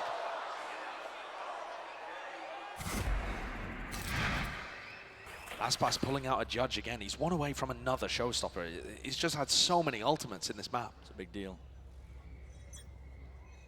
Against the 1 kill, could be a real difference maker. G going for the 1-3-1 with their attack side default. Slow as it goes. Flash. Not connecting onto 2 years. Loud have been giving them a lot of the map. I mean, they're not fighting over A main, they're not fighting over garage. They're barely fighting mid, honestly. They're kind of There. pressuring it in a couple of rounds, trying to draw out utility, but not heavy fighting in this area. Feels like Loud want to save a lot of their utility for later on. You know, once the time gets down to about 40 seconds, they can tell that EG are going to be playing slowly. And the calling from Boostio does seem reminiscent of that opening, much more on Ascent rather than Lotus, the slower paced approach. Prodding everywhere, looking for picks. And Aspas, they might have just chosen incorrectly here. The bait and switch, yep, okay. Ult's online, fault line's there. Sending it flying, no kills, no casualties. Gaining control of this one, the util is exchanged. Either direction here. EG looking to try and gain some ground over towards Heaven, but they don't have side control, they don't have control of really anything at all, just the trademark to watch their backs. It's good utility from Com to help them get to the site. But Com doesn't go for the plant. It's just providing support from a distance, so they don't have that pit for post-plant. It's kind of a Heaven though. Com could be that late lurker. But the added time pressure, as long as Demon 1 is alive, I think he's got to star and pull, so Loud's got to get a move on. Facing the right direction, shot actually missing here. They're clearing up and cleaning up these players. Pit, drop down in the choke point of all places. Kawazine, still clean and consistent. Not plan of a Heaven, but when it's online, you've got to tap this now to try and force this one out. Com's gone down. That's the pit. And no more util waiting for them. Out towards the open, it needs to be covered. Kawazine, next up, in line. Demon 1, shut down. Half on the defuse, 2 years. He's got it in time. What a tense round there for Tui's to eventually close. Demon 1 gave it everything he could, and Com with that kill got his pit online as well, but it was just too far away to extend over to the spike. Chaos in those final moments. One enemy remaining. And I think a bit of confidence lacking from EG in some of these situations too, specifically from Boostio. In a spot where he could have, you know, he takes one shot and immediately TPs away. Yeah. He was fighting against a player that had no clue where he was. Could have stayed for a little longer, but he's trying. That was EG playing confident, fast, aggressive. And now they seem a little more timid. They're still taking their map control though. They're not playing scared in that sense. Jorgamo's going to go fast up A ramp. More judge gameplay at work. That's feeling the heat. Bit of rifle spam and spray through the box, but backing away and giving it up. Okay. That's a nice one. It's necessary. Sadak. Not sure if that was the intended target, but out towards it. Main needs to be a collection of these kills. They're pushing forwards and there's coverage. Watching for it. Another repeat. Kawazine. How does he pull it off every single time? The plant is down, but Ethan is so isolated again. He's on an island essentially. Demon 1. Try and play the global utility game here, but he's gonna have to get into the fight, get into the fray. But the shot. With the stinger though. Yeah, not enough for the kill, not enough for the collection. Flashes through here, Loud, waiting. They know they have time for the heal. Util still abound, 2 years watching in case there is that late lurk as well. Now they're just gonna be facing it all together. Demon 1! Can't win it! Another round where Tui's is able to get the better of Demon 1. In those final scrappy, traded 1v1 scenarios towards the end. Not true clutches, you could argue, more to do with having excellent spacing and trading for each other in advantage situations, denying EG from making those big plays, big moments. Excellent stuff. And 12-5 the score. Once more standing on the brink. At this point, yeah, I mean, a reverse sweep. The possibility, it's more than that. I was talking earlier about the Loud legacy. Every tournament they've been to where they survived groups, they have made the grand finals. You want to and they play? started off Let's this play. year by almost reverse sweeping in the finals of Lock-In. Everyone remembers the big comeback from Fnatic, but that was Loud about to pull off a reverse sweep when they were up 11-3 on Icebox. They are looking primed to do something similar here again. One round away from pulling us to bind. Hoping to mitigate the mistakes of the past here. Hope they learned from their lessons, but Always a chance for EG to keep alive in this map here as a showstopper. Jorgamo holding on to it. Make sure that he clears that util, but still the alarm bot remains. Right. Got both the nanoswarms. Angle by Boostio is unorthodox. We'll be hoping for a pick. As is Cowanzine's actually, Brent. Cowanzine Cowanzine is going for a re-clear. Yeah, re-clearing right behind him. What? They've missed each other, not quite. Oh my. What an incredible read from Cowanzine. That was because the nanoswarms got broken, but the alarm bot didn't. He knew they were backing off. EG are contacting behind them though. They're trying to make the most of this, at least this instance now. The Cosmic Divide all the way through. Everything relies on this. Boostio. Quick scope to the chest. 2 years, no longer standing. And where's the committal now? There's only 20 seconds left. The util, it's either got to be pulled out and it needs to be that committal, but they're not finding any picks right now. They're being choked out. They can't clear Cowanzine from that position. Time is taken. Less there. Boostio returns a shot, but 10 seconds are left. There needs to be this plan online. Those 2 shots from Boostio in this round have been unbelievable. Just quick scoping people around the map. Desperate to keep EG in it, but flashed up. Locked off in garage, almost did another. Slightly wide here. All his util is pushing him into unfavorable angles again. Unfavorable fights again. Got to hit this one. Sonic does not expect it. Wrap around from Com, a classic play. Always staying alive in the map. He's always on the flank. Yeah. Com is always on the flank. What are you expecting it at this point? That's a good start. 30 seconds left. Look at these shots though from Boostio. That readjustment is excellent. And then he hits another one. Scanning field. To shut down some pressure that was coming from B Heaven. Loud's economy is knocked. Feels very similar to Pearl again, where Loud, they only need to grind out a round here or there. And EG are going to make them work for it.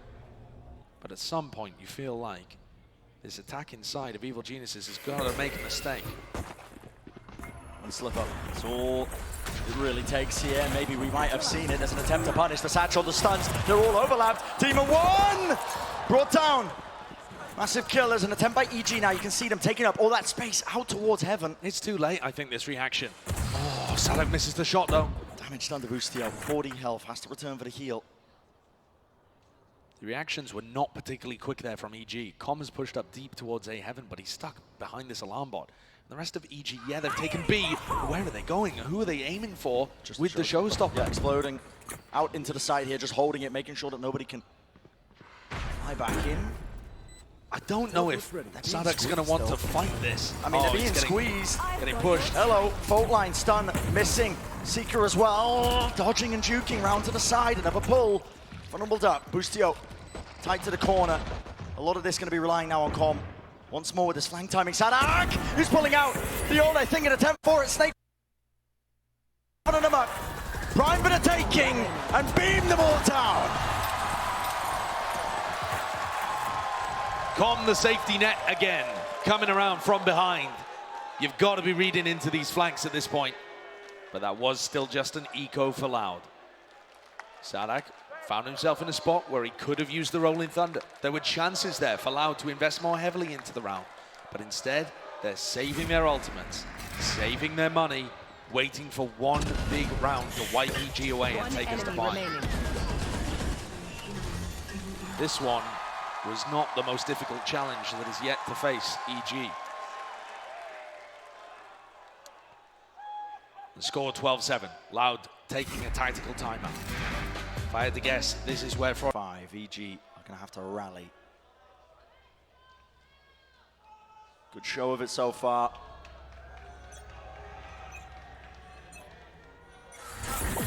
The barriers drop and the pressure mounts. Fault line early here over towards Boostio and Com. Just trying to take a little bit of space behind the Viper utility. Sadak's rotating immediately, just to make sure that Heaven is secure.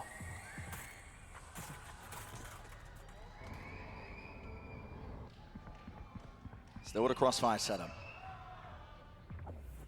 EG did take that A ramp control a bit earlier. Les going to be the player to watch. I don't think he's got a reasonable response for this if the alarm does get triggered.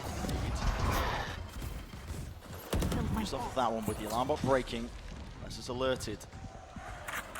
Scary situation to really be in, especially when they got the confidence to take fights like that. Another flash. Cowanzine does not use it to peek. Exits. Pulls the util out. It's more slowed down. And they're playing a retake here. That's what I was talking about. Loud's ultimates are so good in post-plant scenarios. Concord coming up ramp. And Kawanzin's done more than enough here. Maintaining control of this area. The spike coming back over to A. Still a lockdown, still a rolling thunder. So many tools and only 30 seconds to deal with them. They want to fight for this. It's that A-Heaven control as well. Loud not keen to give this one up. Jorgamo going for the plant. Now it's spammed. It's planted for Heaven right through the smoke. This is it. On the cusp of it all. It's up to them. Demon 1. Gotta land it. Gotta hit it. An extension for it. He's bought a lifeline. Ethan left alone though, but the lockdown is pushing him directly into the corner. Punishment. 2 years out wide. Finishes the fight. How many rounds have we seen go this way with 2Es cleaning up? A 1v1. That was it. From then on, defensive round after defensive round piled up against them. They couldn't figure out how to break that at all. And this triple smokes composition is also really good on defense. It's unusual. Already okay. I mean, that is just a spam through the brim smoke. Aspas Court pushing up. It's a great beginning. It doesn't force EG into anything. They still want to slow play it. The overall game plan that they had. Leslie's got the most to do. They're also immediately taking out the player that was on fire in split. Waller, less knowing it's compromised. As it starts to go down, it connects there with the nade. Let's drop down. 66 health for the site, going to be gained now. Gavita towards them, get that plant down. TP, onto the back. Orb in his face, Com doing a good job again of delaying. He's just trying to cause a distraction. I mean, Demon 1 is... He's thinking of going back through the TP, backstabbing the retakers. Door's already closed here, be a brutal timing to take. Some spot, heads up. And he has taken the TP straight to them. 2 years now, a lot to worry about, a lot to distract him. Sadak though, let's bring him down. 4 versus 4 now. Damage still being done to these Loud players, but they need to get themselves into the site. Ethan, he's still close, hidden, tucked away inside this smoke now. He could be the real backstab element as well. The knife in the back, no!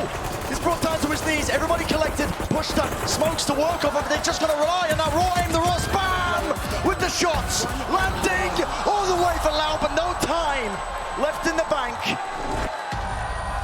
Series of collections. It's EG who are pistol round win. If the energy in this final map mirrors the pistol round in any way, we have an electric finish to this series. So many different things going on there, right from the beginning, the spam through the smoke to be able to pick up Aspas early. Demon 1 thinking of backstabbing through the teleporter. Nice ideas from Loud too on their defense. Every time we see this triple controller, there's an extra element being added. That time Paranoia for them to retake back through Hookah. There was a chance, but it's EG with the better weaponry. Blinded. And again, a reminder, when they played against Paper X, they won the pistol, they won the follow-up on the attack side, and they didn't get anything after that. So I'm concerned about what EG have going for them if they're not able to get themselves into player advantage situations early. Loud fanning out, making sure that they keep control of the B long. So 2 years earlier, making sure to farm up the orb as well over towards Showers. So real priority for him to get that ult online. Anything that EG see over towards B, they don't like the sign of it, they don't like it. So now starting to make their moves over towards A. Still plenty of danger though. Designing against it, there's a reflank attempt. Less, he strikes. And EG have burnt so much time off the clock without actually having any control. Nade damage. Not enough to really push him out of position here. Jorgamo healed back up, everybody grouped up. Yes, 30 seconds remaining, and this is where it does get incredibly dangerous. Less just spots some signs of life again. Flash rotating around, Satchel Blade all over the place. Inside the tube, they do clean it up. Should go down. Spike watching for the B-long swing. TP right behind it. Demon 1. Not ready for that one. Oh my. Shots fired. Not a good enough weapon though to get through the box to chew through. Everybody's low though. They're so weak. They are so weak. Real chance now. Not really going to be doing this, tearing away the hopes and dreams. Surely not. The bullets here. Aspas really making the most of this. Smoke's still there. The one way, they don't know which way to land. They don't know which way to play, but finally, shot through the wall. Offsetting this. Time ticking for Aspas to do so much, but okay. Incredibly close round again.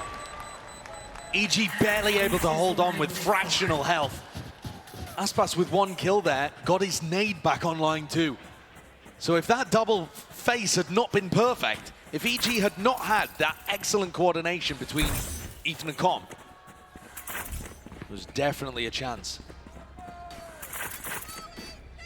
Loud are still going to be feeling very confident though going into this rifle round. It's an anti-bonus. EG's economy not in a great spot. They're going to try and go fast through showers.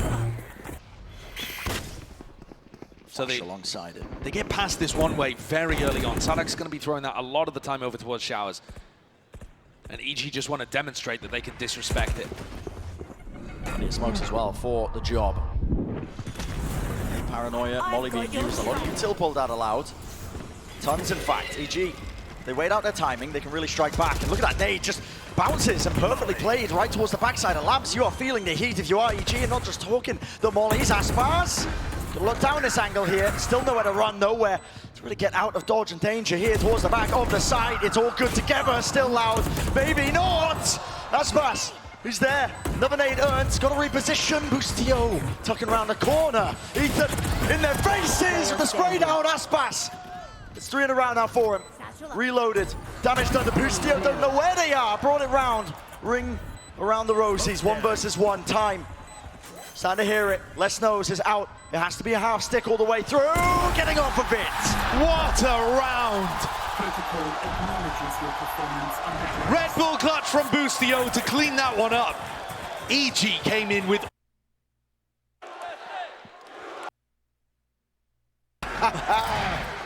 That's where the chant started.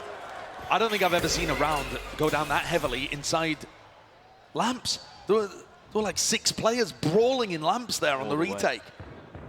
Very unusual scenes.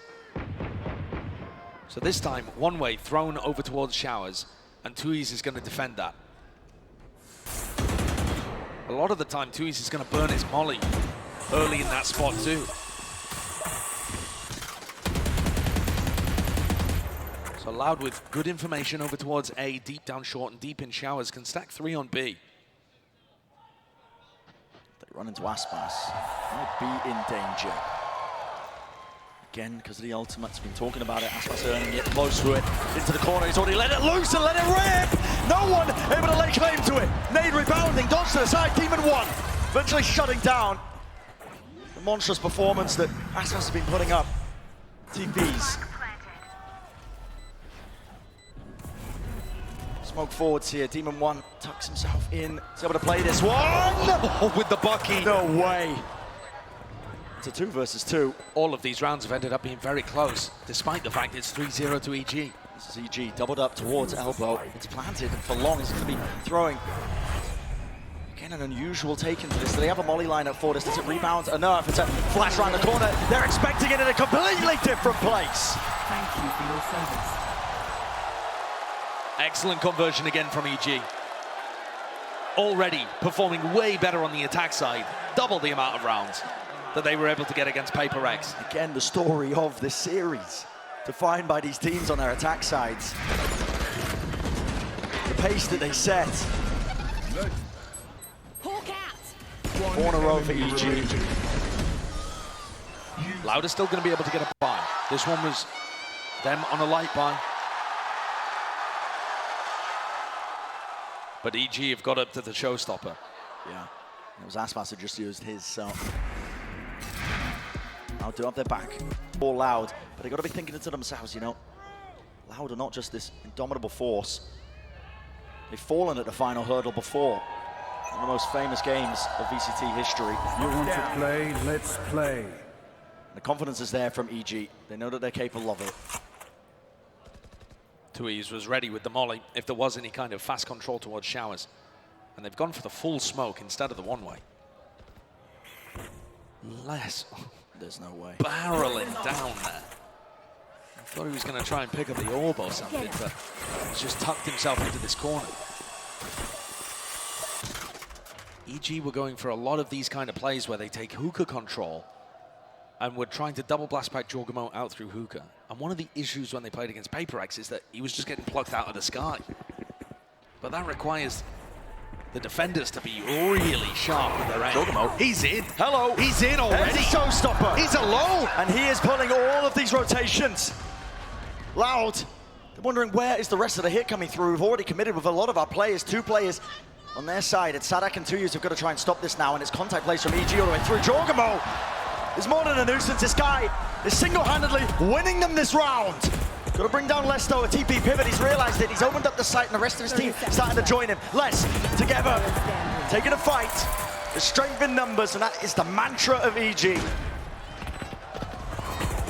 What a round for them to be able to pull out, to keep the momentum going in Evil Genius' favor. Putting the genius in that one. That was a beautiful round. You're expecting something very straight up with the showstopper coming out in the timeout there. They have the understanding that Loud are playing over Octagon. So Jorgamo's feeling favored to be able to get a kill anyway. But the fact that it's all a fake, and Jorgamo's just left kind of inserted weirdly into elbow. Unbelievable. Nightmare repeating itself, unfolding in the minds of the Loud players. Been in similar positions before. This is their answer. This is the mix-up. Player standing. It's Demon One who does his best, but against all of that, the onslaught coming his way. Come. And Asbaz from beyond the grave even, collecting the 4th. What an instant response from Loud. But that's exactly what they needed. Confidence up instantly, all the way down. And Jorgamo has been trying to take some space over there. It's just full blind, bunny hopping around the corner. If this is Loud's answer to try and force the fights in a confident manner and not rely on utility as much, we're in for an exciting map. Turn the tide. One way over towards Showers again. Viper's pit on the other side of the map. Both extremities being fought for by Loud, but Demon One's got under this. Blinded. In case there is that contest. Blinded. Hello, flash. Able to strike. There wasn't really anything to keep them trapped into that spot, but it does grant them a bit of space here. You can see Com, he's not messing around. There's paranoia in his face, near-sighted. Will not push him away from this. Snake bite, Trailblazer. Together, Com, this is ridiculous. Any sort of coverage here, but the pit's down, and here's a showstopper. Round to the side, rebounds, that was the target that they were looking for. No more pit. To get out of this fight. And it's Pesky. EG not granted a free chance to really get this plan down and online. EG still controlled the teleporter, but should they go back to B, Les is still waiting. Yeah, but it's back towards it. Here's an orbital strike! Jorgamo! No shot, he lands that. The crossfire set up towards the back of the stack means that there is that safety there once more. Loud. They have put a stop to it. 2 left standing for EG. 30 seconds left. Couple plays out of nowhere.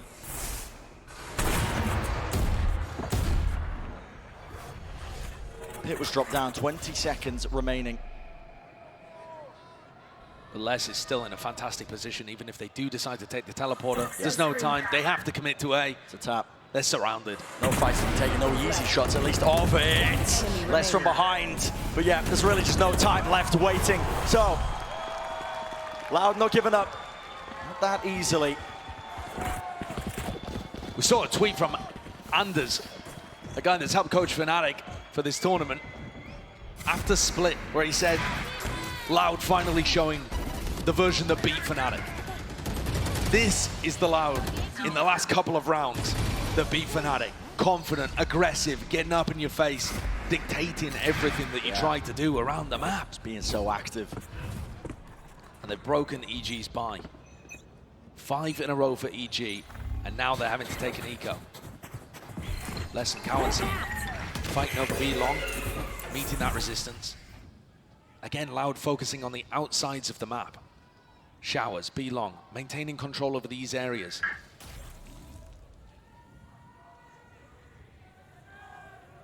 Waiting it out. There. Again, the money not too good for EG. Despite the multiple wins in a row, they don't know where these players could be standing. Loud's game plan. Trying to control up Hookah. Not towards a Demon 1. It's all about how he takes this fight. That is lovely stuff. Great shots. But the real threat's happening on the other side of the map. Loud still have 3 players there ready to defend. Dim beacon here. I just want to send it now. Seeker's actually going to be utilized. Still an A being held Aspas. Do you cancel? With all of the Seekers here, you surely cancel, and they are. They're going over towards A. So Showers control, Ethan. Hey, flashed up, damage, narrowly avoiding it, still close to the corner. And Sadak. Sadak feeling it now. Util in his face, all the way through. It's the rifles and the guns, making the most of it. Through the box, chances abound. But it's Aspas who just cannot find it. There is barely any health available. Les takes down Ethan with just 1 shot. Jorgamo also weak. Could be back around. What a reposition! Through the wall, using it against him, and as it drops, Les is none the wiser. What a play! And yes, G might be low. Lots of chances for Kawazim, but at this point, there's just no way. Con with 2 snake bites. I imagine he's got a lineup. The time all the way here. Jorgamo, is he going to claim? But as soon as that kill comes, you look at that. Orbs up, Boostio from the side. 6-2. And that's EG on a bit of a wonky buy, still being able to generate value. All off the back of Demon 1. Yeah, Demon 1 finding those openings. Oh, this play, love to see it. What a great way of bamboozling Les. So good. And I really appreciate that EG stuck to their guns on Bind, leaving Demon 1 on Chamber, and Boostio on Brim. Boostio had a terrible Brim performance against Paper Rex. And I think that knocked his confidence for the entire rest of the series. They're both delivering today. Demon 1, though, caught. He didn't have his rendezvous down. It's not even in position they're expected to take the fight. Loud, not really feeling the confidence knocked out at all. I mean, there's an attempt by EG to pick up the pieces to push through those choke points, but it's not as well thought out. And for all the Loud players, set up for success. Okay, well, they know where Ethan is. But the 7th round seems pretty far away at this point. Aspas going to clean it up and bring things within 3. It's getting competitive. Make sure to follow my pack in. EG are going to get knocked back down to a weird buy again. They're probably going to be able to force something up. But here's how this happens. I mean, you look at the time on the clock, that's 10 seconds into the round that they're taking the fight. It's a bit of a weird timing. I mean, you either expect B-long aggression to be as soon as the barriers drop, which is, you know, a couple seconds earlier than that, or being a reclear kind of strategy. So Loud just messing with the timings, really caught Demon 1 off. Satchel play. Flash didn't see anything. It didn't give them the indicator. There's no one on A. Yeah, where does he send this one? There's too much to clear. What's the back? A bit of an incorrect guess. That's Sadak. Oh my God! Punished. And there's no one near. This is going on. I mean, Loud are going for a bit of a wraparound, a flank place. There's going to be a trademark waiting for them again. Does Com hear any of this? Maybe the potential's there. No, noise is being made. He's turned his attention away. It's up to Boostio as well. They know that this flank's coming through. Still in control of it. Nade pushes it out wide to the open. Les. Success when it comes to taking these fights together, but they have so much more to get through. Demon 1 tucks himself close. Again, these off-anglers knows how to play it. Orbital strike, just buying time. Bleeding the clock. The molly at their feet, 2 years distracted. Every single moment counts on this one. EG again in firm control. Doesn't matter if they lose their players. They had nothing coming into this. A series of ultimates, and that's about it, but it gets them to that 7. And that's 2 rounds now for EG on their attack side, where they had the broken buy and yet still come out the good. Round 8, round 10, finding that success.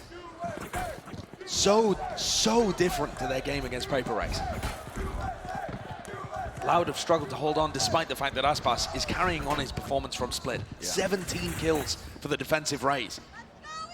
and it's just not enough. EG are still finding these openings. That one, a gamble from Loud. They only had one player in A. This time they stack it with 3 early on, and it's still just down to Les and Cowanzine to defend over on the B side of the map. No one on EG ready for any large ultimates to come online, whereas Loud can get close to quite a few. Yeah, they're close to it. I'm out of stuff. A few kills go the direction of Loud. Always chances, especially with the rifles. No moves being made by EG. Loud are 12-3 on Bind all time. They've only lost to 2 teams, Optic and EDG here at Champs.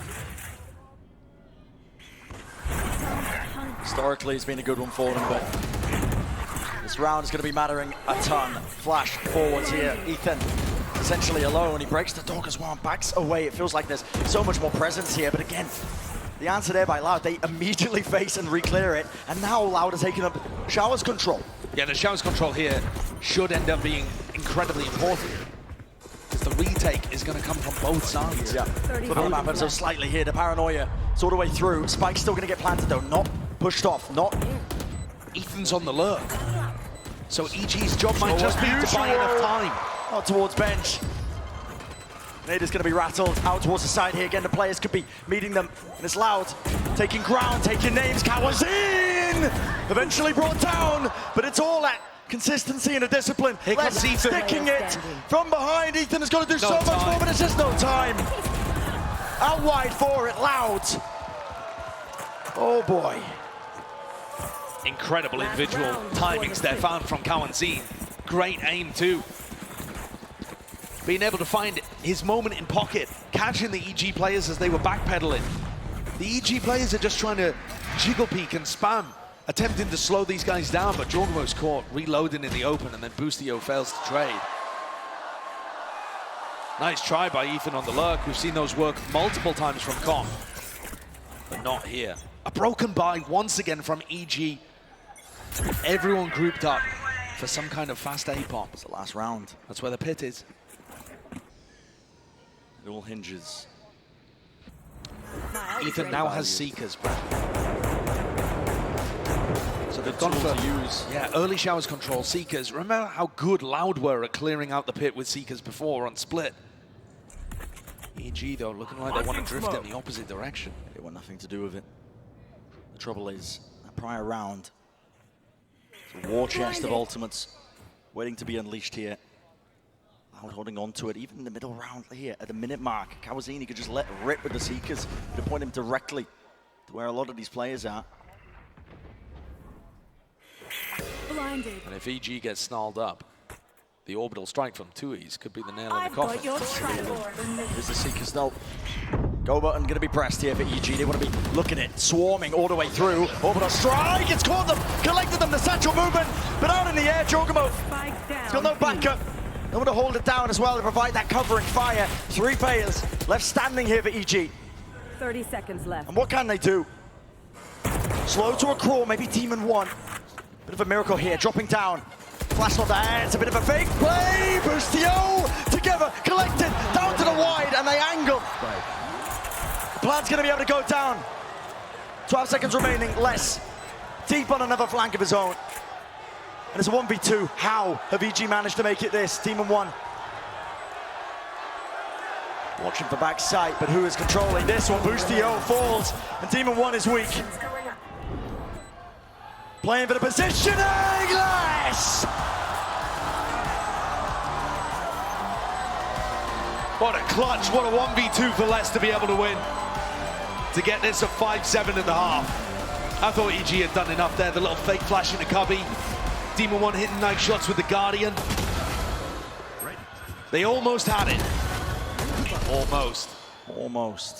But what a recovery this was in the half in general from Loud. To bring this back within 2. A pistol and a follow-up, and this will be tied apiece at 7. The vibes are back, the confidence is there for EG. I think it is for both teams, though, at this point. Yeah. You know, after EG got 5 in a row at the start of the half, Loud responded really well. So this pistol is going to set the pace. Unseen's Trailblazer having a little bit of an issue getting up B long there.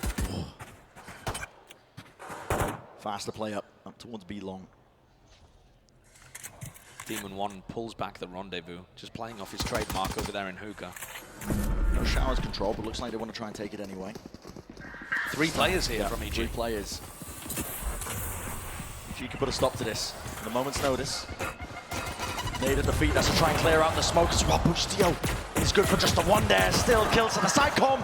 Just want to tap and reset the aim enough, but he can't claim the kill. 4 players still left standing. Plant coming through. Jorgamo, a real chance, but no. It's shut down. The wider face of the frenzy spray. Demon 1's coming around behind. But Loud have looked like there are no gaps in these setups so far. Demon 1 would have to take down Les. And he's not up to the task. Les too sharp right now. And Ethan's abandoned in a 1v4 on the pistol. He's gonna try and make a play for it, but no, with Les tucked to the side. It's a pistol round for Loud. Well on the right course now.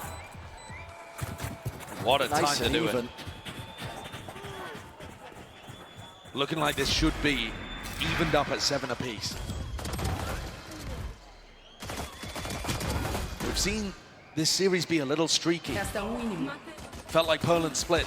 Loud were completely in control. Whereas this, back to how it felt on Ascent, back and forth between these two teams. And a nice edge. Yeah, at any moment, any player can tip the scales.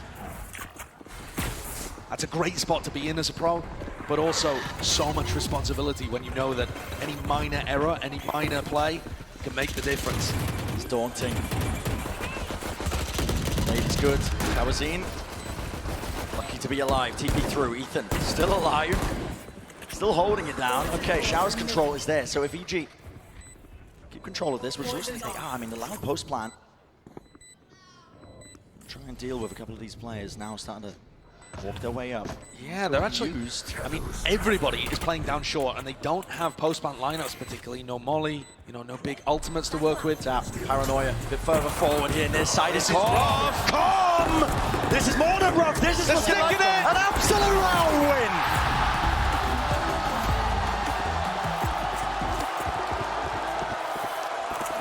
That's a disaster for Loud. And one of their own doing. All backing up playing too scared. 4 players grouped around short with no Brim Molly, no snake bites, no way of playing post-plant lineups, and yet no crossfires, all grouped up together in spots where Jorgamo and Com can hold. Yeah. They can't believe it.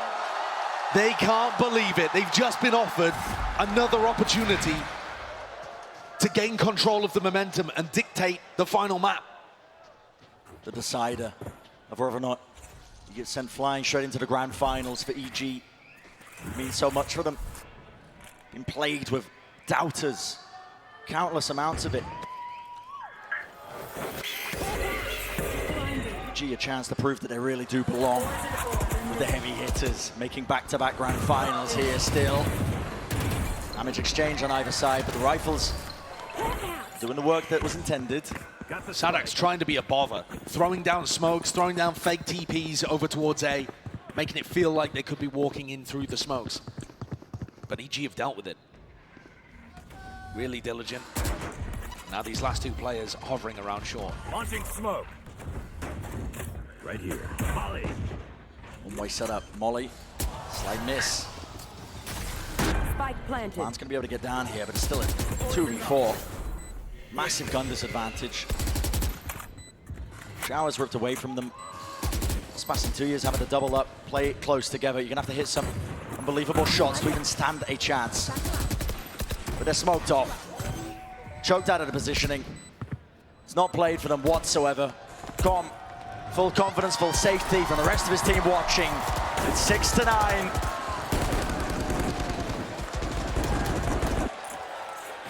Tui's is just going to save his sheriff into the next. Loud have rifles again and a chance to respond. Demon 1 picks up the operator, already trying to throw a different feeling into this.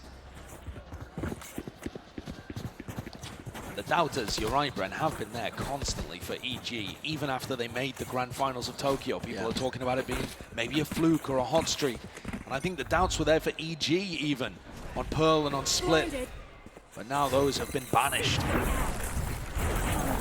Persevering versus Loud. We're on the cusp of maybe performing this reverse sweep. There's still a chance, of course, but that confidence is back. Look how fast the rotates are coming through. Boostio booking it over to A, and he's got the orbital strike. He can deny this from coming through. The plan will be stopped one way or another. Holding for it. Loud have got to base it out. They really do. They have to force out some of this util. That's what the tap is for. But again, it's just waves of it emanating out from the back of the site. First the Nave, the orb up. Orbital strike finally getting used, and it has split the Loud players up. Still 50 seconds. There is still a lot of time here for Loud to work with. Might just come down to the fights. Sadak's priming a Paranoia here to try and push deep into backside. There it is. Paranoia swing through.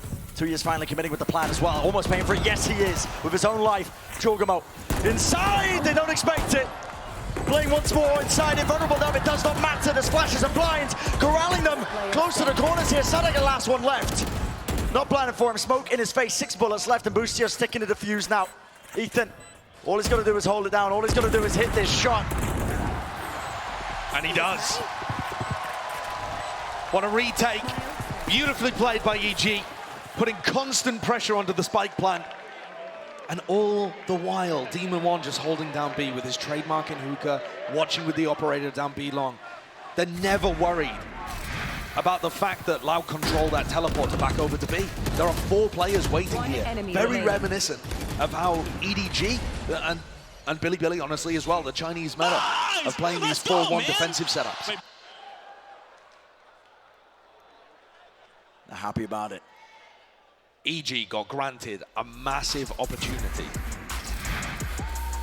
to be able to take them. There's a rifle. He's going to go for a rifle as well then. Wow, they have scraped together all the money at their disposal to come into this round. No Boombot for Aspas, but apart from that, pretty much full utility. Think about how important this is. All the hopes and dreams for Loud placed into this one singular round. If you lose this one, Conway once more taking a tumble. Jorgamo. What to answer? A lot of that space there doesn't trigger onto any players. Yes, Loud broke the trademark, but they're a little worried.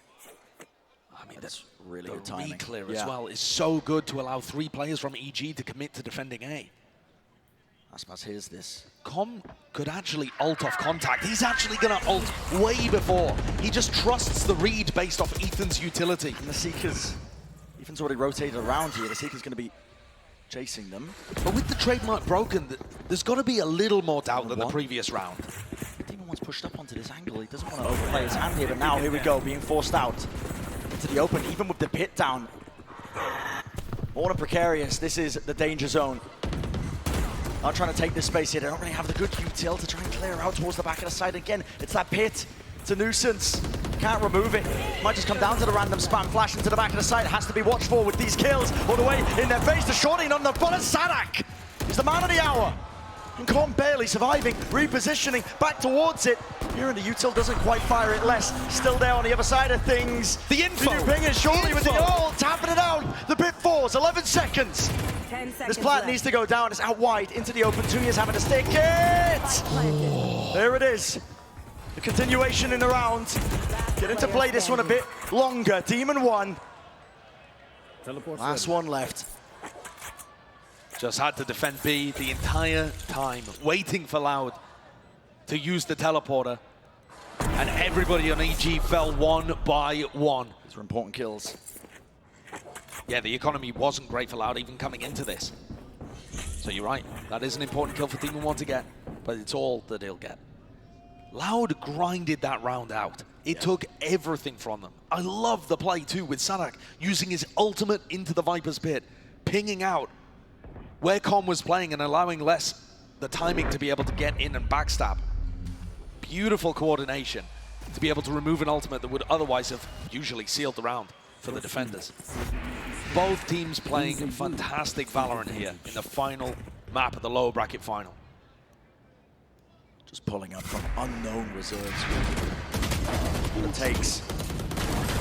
Stand on a big stage like this in one of the biggest games of your career.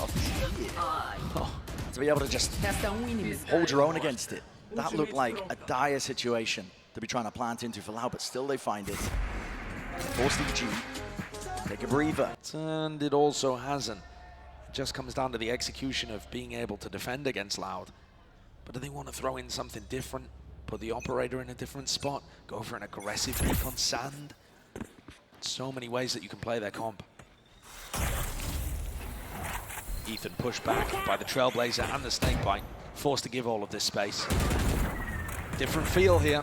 Yeah. EG have been able to maintain B-long control in a lot of these rounds. Contendo to hold on towards Hookah. Demon 1 planted himself down.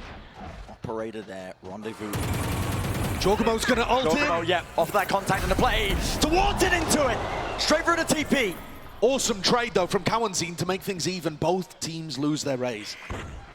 Did they overstep themselves? Demon 1, who's still locking this over to strike towards the back of the side. He's still got the angle here, but he needs a bailout as well from the rest of his team. He gets the one and repositions, doesn't take the TP, moves towards it. Les is there, crouched, seeking to trade again, but it's left a massive opening. And Ethan towards the back of the site. A 1 versus 3 for Cowanzine. No chance of forcing a fight out. There will be no fair shot at that. What beautiful defensive layers that EG have. This round we get to see what their game plan is if B is pressured. They go for a re-clear of B long with the Raze ultimate, which is a brilliant idea. Goes through the teleporter too. Wow. And then Demon 1's positioning here is great. He's in front of the Viper wall, so he's protected from Hookah. Swings back into Hookah looking for a kill with the headhunter. You can always teleport away. Yeah, they've just got so many good ideas because that then plays Ethan in through the smoke. Buying the space. 7-11 EG. They felt in control for this final map, the final answer.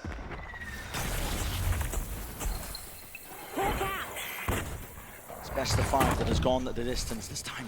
Willing to just hold on to control of this one. Another flash, Ethan has to respect that one, so bounces away to safety. And they must still respect Loud in these kind of rounds. You can't get ahead of yourself. Sure, up to 11, EG look like they're going to be able to close it out.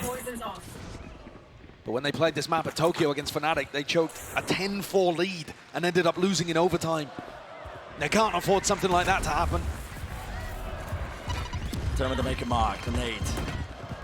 Sailing through over the top. Snake bites at their feet, vulnerable duck, flash play, into the back of the site, Loud, taking a fight straight to them.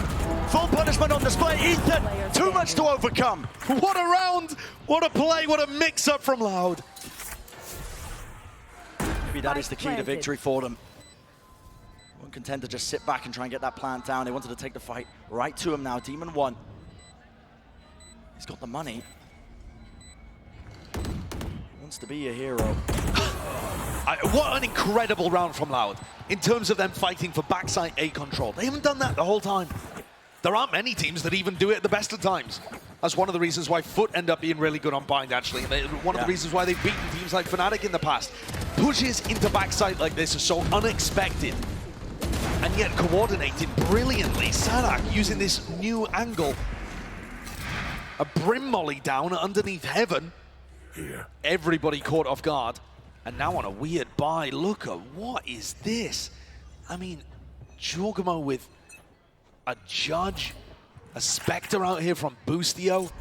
They're forcing into this one when, honestly, the safer play might just be to take an eco and try and ground out 2 rounds. Bit of a back foot for but a moment, but I mean, they don't want to take their foot off the gas. I can understand it. Predicament that EG find themselves in. Sadak. Trademark. Taken out a deeper smoke as well, just faking like he could be pushing out of that spot. They're also pushing Ethan away so frequently with Les's Snakebite. It's thrown from market. And all Fnatic Classic still finding a ton of value. Timing with the Trailblazer with Ethan. Look at these smokes. I mean, Boostio's now going to clear this smoke out, worried about somebody lurking over there. Sadak's just throwing him willy-nilly from B. Got your grouped up. trail. Here's the Seekers, being used for the push. Snakebite actually hits a Seeker, that's an unfortunate one. Com, not going to be able to use it to stop this double satchel movement. Over the top, Aspas doesn't claim anything here. Seekers in their face, Ethan pulling out an absolute miracle for them, but Kawazine, he wants to answer back, he has to. 1 versus 3, and the off-angle once more. Demon 1 brings EG to that 12th round. That buy was so on a knife's edge from ruining their economy. If they didn't find the value from this round, EG were going to be in a really disastrous spot. It takes guts to go for a call like that. They made it work. 1 round more, and EG have made back-to-back grand finals, Tokyo to Champions. 1 more round. That's all it takes. Sometimes it can be the hardest. But they've set themselves up now. Shut down any more doubt here that EG don't belong in these deep finishes at these tournaments. They started the season.